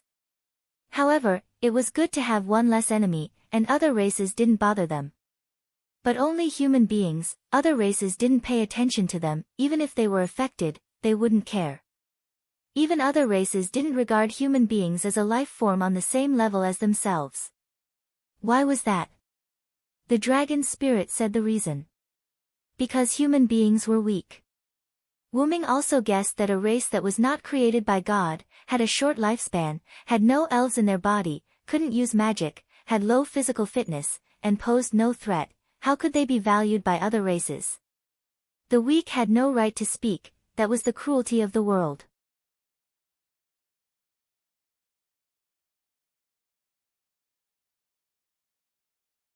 Chapter 4:15. This is also why I heard that sigh. Wyrm was relieved. How could he be willing to be looked down upon and trampled on like this? However, even so, humans continued to exist and survive in this world war that had lasted for tens of thousands of years. No matter how desperate or unfavorable it was, humans still continued to struggle at death's door. As expected, this is how humans should be. Wyrm walked on the road and smiled. Hubletus followed behind Wyrm obediently. Facing Wyrm's smile, Hubletus was very puzzled. I'm puzzled. Why is Nameless smiling so happily? The human race was clearly on the verge of collapse. Hubletus can't understand. By the way, Hubletus asked Wyrm for his name after he had a name, but we told him that he was just a nameless passerby and didn't need to remember. Therefore, Hubletus called Wyrm Nameless. This made no difference to Wyrm. After Wyrm heard Hubletus's question, he stopped and turned around. But even so, humans continue to live. Don't underestimate humans too much, Hubletus.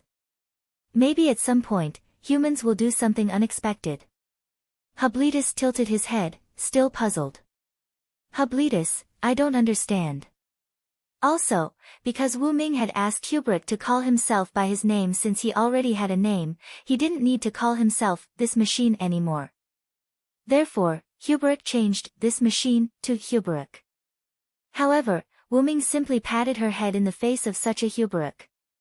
You really don't understand now, but I'll think of a way to make you understand.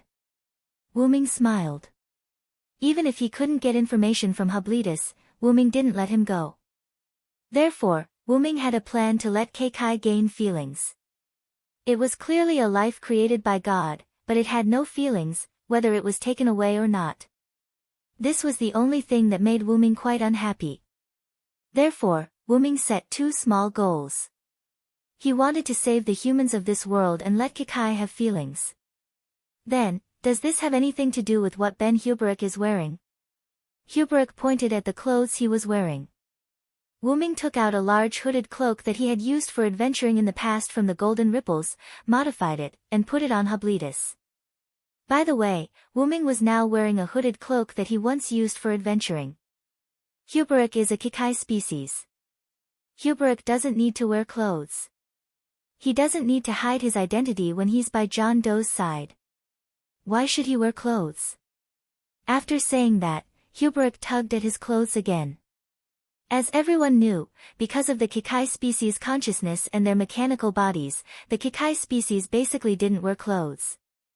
The only cover they wore was the armor that they would only wear in battle. Although they weren't as attractive as the human body. Cough cough. At least that's what Wyrm thought.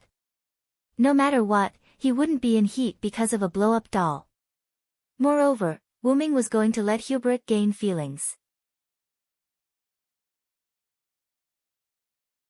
First of all, he had to let Hubric have a human sense of honor and disgrace. Most importantly, who the F***ck knew that Kekai species usually didn't wear clothes. Wyrm had already given up. After all, Hubric was still at the level of treating him as a tool. He couldn't rush it. Let's take it slow. Well, actually, my identity is very mysterious. In order not to expose me, I put you in disguise. Wuming explained awkwardly. Ah, yes, by the way, the Earth Dragon spirit that Wuming questioned had been healed and released by Wuming. It would be great if the Earth Dragon spirit didn't expose Wuming's information, but it would be even better if he passed on the news of Wuming to other races. He broke and even shattered all the bones of an adult Earth Dragon spirit with one punch, and it was done with mercy. Wuming estimated that if this news reached the ears of the god of war Artesius, he would probably be very excited. Because, even the Skywing species, known as the god-killing weapon, needs everyone to work together to suppress an adult Earth Dragon spirit like me.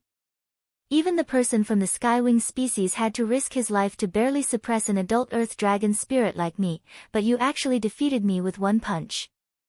Who the hell are you?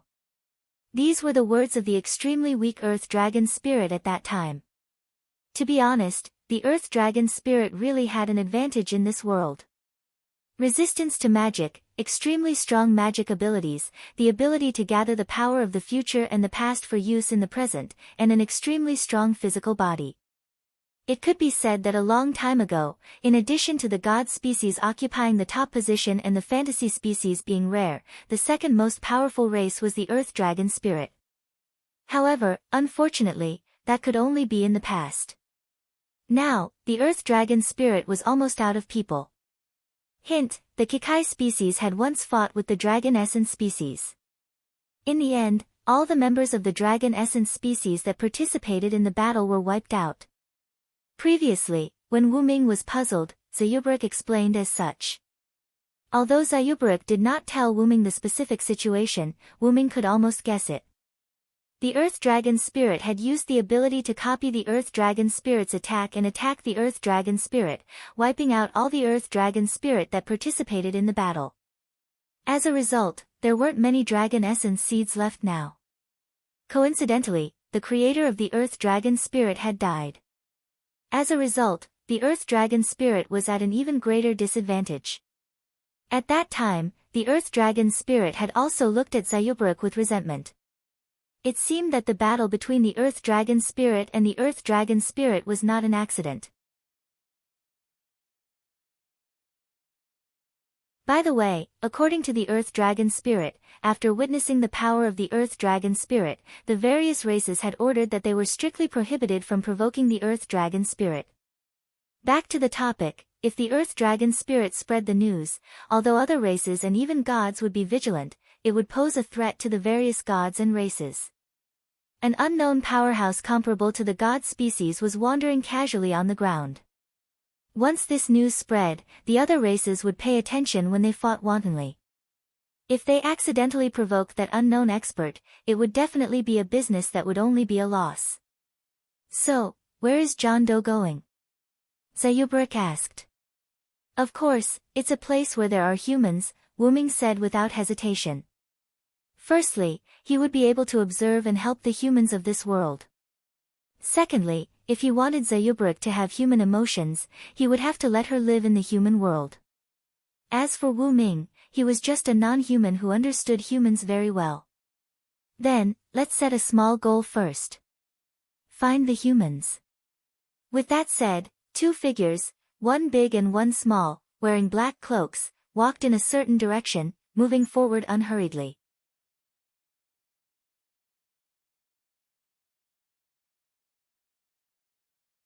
Chapter 4:16. Because Wuming did not deliberately search for traces of humans, Wuming and Zayubarak slowly advanced on the ground. Along the way, because Wuming used a shielding spell, they did not encounter any trouble. They only encountered a few demons who were lucky enough to see Wuming and Zayubarak. Then, these demons were treated as human beings by the Wuming cult. Wuming saw many people of other races.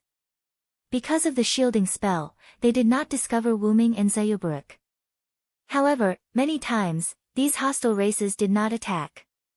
Instead, they were vigilant and left after a few words. It seemed like the dragon spirit had spread the news of Wuming, and now, these races had restrained themselves a little. Wuming and Zayubarak continued to search for traces of humans on the ground. Because the two of them did not need to eat, their speed was not slow. At this moment, Wuming and Zayubarak arrived above a cliff canyon. There are elven skeletons everywhere. Wuming sighed as he looked at the tiny grayish-white objects floating in the sky like snow and the scene of the ground covered in snow. No wonder the ground was desolate. There were snowy mountains everywhere, and there were piles of skeletons that could destroy the bodies of creatures everywhere. It was not incomprehensible for the ground to be desolate. Moreover, these elven skeletons sometimes changed like the weather, like heavy snow and light snow. It was not surprising that the density of the skeletons would increase from time to time. Hint: Zayubarak has the removal liquid to remove elven skeletons in his body. He is not afraid of these skeletons, Zayubarak said as he stood behind Wuming with his hood on. Well, I'm not afraid. Wuming shrugged. These skeletons were still 20,000 years away from corroding the scales of a dragon of origin. There are a lot of elven reactions below. What do you think it is, Zayubarak? Wuming asked with a smile, like a brother guessing a riddle for his sister.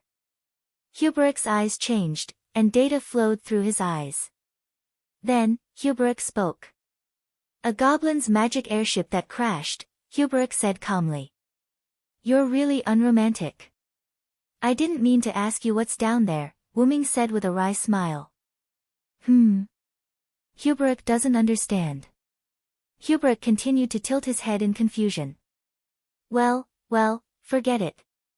It's unrealistic to make you look like a human now. Wuming shrugged, then began to think about Zayubarak's words. A gnome's magic airship that crashed. Wuming stroked his chin, considering if he should go and take a look. Question. Does John Doe want to go down and take a look? Hubarak said expressionlessly. Since it's a crashed magic airship, let's go down and take a look. After making the decision, Wuming and Hubarak came to the bottom of the canyon in their own ways. As soon as they reached the bottom of the canyon, they saw a huge bronze airship. However, it was a dilapidated magic airship that was half destroyed. It looked like it had been there for some time. Visually, this airship was hundreds of meters long. It had to be said that the goblins were really interesting to be able to create such a huge aircraft. Wuming sized up this place and felt the increasingly rich elven bones. Wuming spoke. Let's go in first.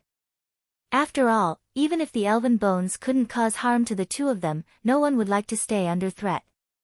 When it was drizzling, even if it didn't affect them much, who wouldn't want to use an umbrella if they had one? Of course, except for those who liked to get wet. Then, Hubarak nodded faintly and followed Wuming in. But, did something occupy this place after the magic airship crashed? It's treating this place as its own nest. Wuming felt that there was a biological reaction inside this stronghold. There was no doubt that there was some creature in this airship.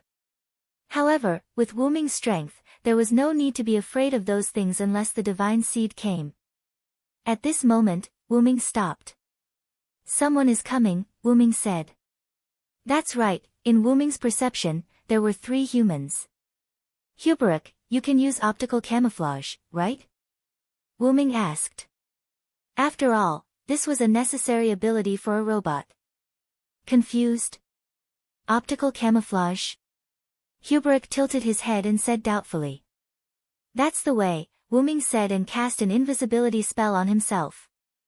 Wuming's entire person disappeared. Understood, pseudo-reflex. Hubarak said and activated a device on his body. Then, Hubarak also disappeared. Refracted the light through a reflective mirror. Wuming nodded. However, compared to Wuming's concealment, Hubarak's position still had the elf. Simply put, it was the magic residue. Sure enough, simply refracting the light in this magical world is still a bit insufficient. With that said, Wuming waved his hand and eliminated Hubarak's residual elf reaction.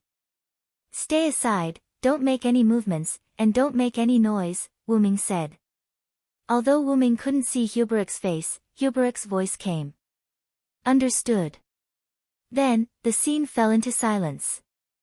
After a few minutes, 3 silhouettes quietly sneaked over from afar.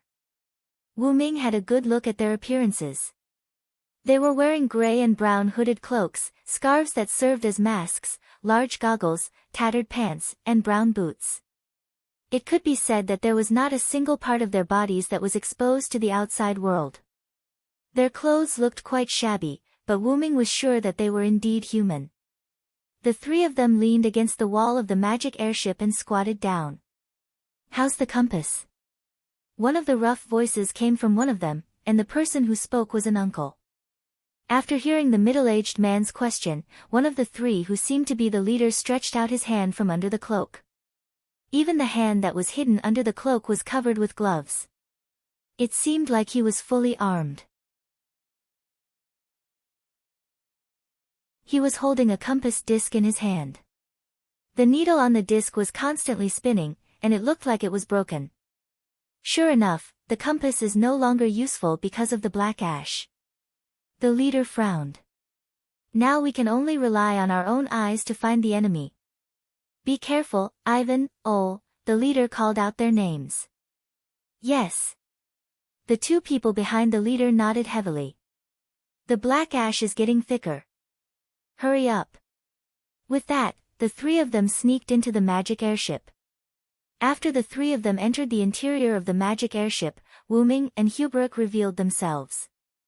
"Do you see that, Hubert? The humans are still trying to survive." Hubert didn't answer Wuming, and it was unknown what he was thinking. "Let's go. There's a big guy here. Without us, I'm afraid they'll be at risk of being wiped out." Then, Wuming and Hubert entered the magic airship and disappeared again.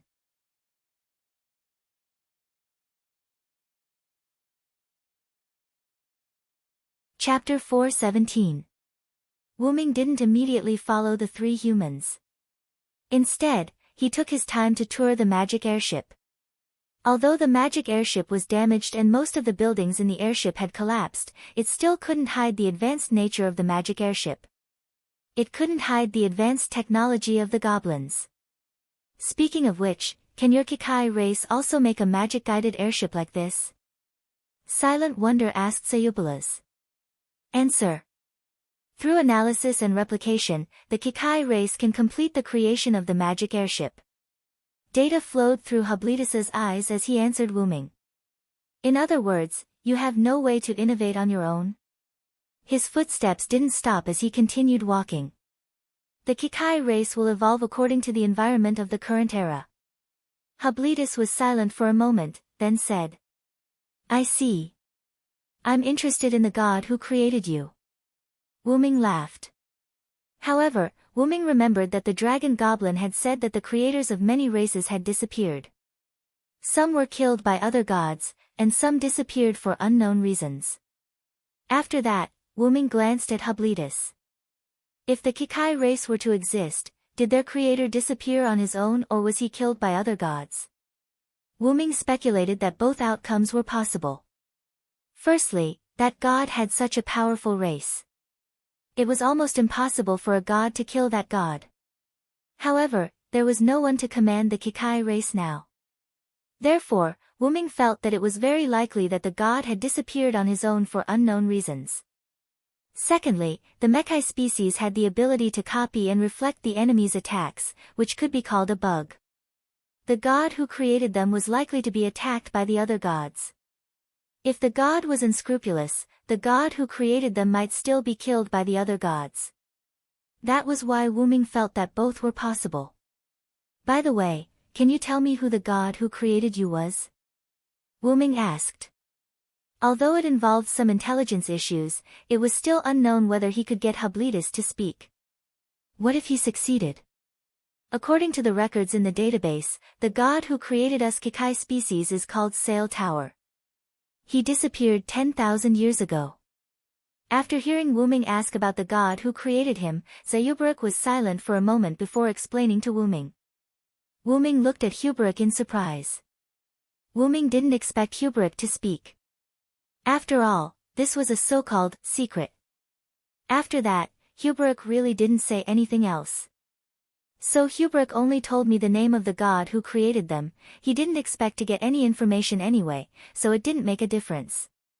At that moment, the magic airship started shaking violently. Wuming and Huberic stopped. Has that thing made a move? Wuming spread his magic power and sensed the direction of the three humans. They were a species that was quickly approaching them. Demon spawn. After confirming that the enemy was just an ordinary demon, Wuming began to move in the direction of the three humans. Let's go, Huberic. The timeline was pushed forward by a few minutes. After the three humans entered here, they moved forward carefully and seriously. While investigating the surrounding passageways, a rather young man among the three of them shouted excitedly. Rick! Ivan! Come and see! The young man, Ore, discovered something and became excited. However, the leader, Rick, and Uncle Ivan, looked at Ore seriously and gestured to him to be quiet. Ore only then reacted. In this era, making a scene meant death. Even the humans in their temporary base didn't dare to go out much for fear of attracting disaster. However, since it was something that could make Ore excited, it must be something good. Then, the three followed Ore to a room.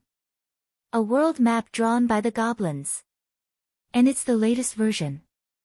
Rick was also a little excited, but as a qualified leader, he wouldn't lose his cool. That's right, even the division of the forces of each race is clearly marked. This time we've picked up a big fish. Ivan was also happy. Ivan, Ore, modify our map according to the goblins' map. Be quick. Rick ordered. Yes. Pledge to the will. Just like the slogan of Y, after Ivan and Ore finished speaking, the two of them took out a map and a series of tools from their backpacks, such as a quill and a right-angle board, and began to modify the map. Rick, on the other hand, went to a device and began to study it. A communication device for the goblins. Rick looked at the lines of text that flowed out of the device that looked like a telescope and said calmly. For Rick, it was necessary to learn the language of other races. Therefore, Rick began to decipher this information. How much more are they going to destroy this planet? Rick said softly with anger and sadness. It seemed that Rick saw a shocking secret. At this moment, the entire magic airship began to shake. Rumble, leave quickly. Rick immediately ordered. This situation meant that something was about to attack. Ivan stepped out of the room first. Rick looked at Ore, who wanted to take the goblin's device away, and said with a frown. Don't bother with the devices that need to be activated by the elves. But Ore was unwilling to give up. Really, it was not easy to find valuable information, and he was unwilling to be unable to take it away. Just say it if you want to die. Rick suddenly became ruthless. Ore gritted his teeth and gave up on the goblin's device, and followed Rick out of the room. Because the structure of this magic airship extended in all directions, even if most of it was destroyed, the interior was still relatively chaotic. Only people like Wuming and Huberic could not get lost on their first try. Rick and the other two probably used some method to record the route when they came in. If they wandered in here, it was likely that they would be killed by the hidden dangers. Right now, the three of them were hiding in a cavern that had collapsed. They adjusted their breathing and tried their best not to be detected by the demons. The three of them had already realized that the enemy this time was the demons. The hearts of the three of them fell silent. Demons were existences that treated humans as food. The feeling of watching one's friends and family being eaten by demons with one's own eyes was simply maddening. But, even so, Ivan, I order you to die here. Rick tried to be as cold as possible, but he still could not hide the sorrow in his words. It was already a routine. Among those who went out to collect information, once they encountered a similar danger, one of them must be sacrificed to help the others escape. And as the leader, Rick naturally could not be sacrificed. Ore was still of the younger generation, so Ivan, who already had a family and children, was the best choice. In an era where humans could not survive, once it was time to sacrifice, it would always be the older person who took this step. Take care of my daughter. Although he was ordered to die, Ivan still maintained a smile, because his death was for his two compatriots to live. He died without regrets. Ivan Oray, who did not go out to collect information, said somewhat unwillingly. But he also knew that in this situation, only Ivan's death was the most beneficial. But in the end, Oray still closed his mouth, clenched his teeth, and looked at Ivan with grief and indignation. Uncle Ivan smiled at the two, and then rushed out. Demons! Come! Your food is here! Ivan shouted, and ran toward the raw material room of the magic airship. From the beginning, they had already set the retreat route, including the route of the sacrifice. Ivan was ready to detonate the raw material room, and die together with the demons. The tentacle-like demons did not know, and quickly wriggled in the gaps of the magic airship, crawling toward Ivan. And just as Ivan took out the detonation device, and Rick and Oray were about to take the opportunity to leave, a voice came. What I hate the most is tentacles and mucus. You're tuning in to the Blissful Bookshelf YouTube channel. We're so grateful for your support, and don't forget to subscribe to join us on this incredible journey through captivating stories. Your generosity through donations truly makes a world of difference, as it's the primary source of revenue that allows me to expand and enhance this channel for you. Thank you from the bottom of my heart for being a part of this adventure.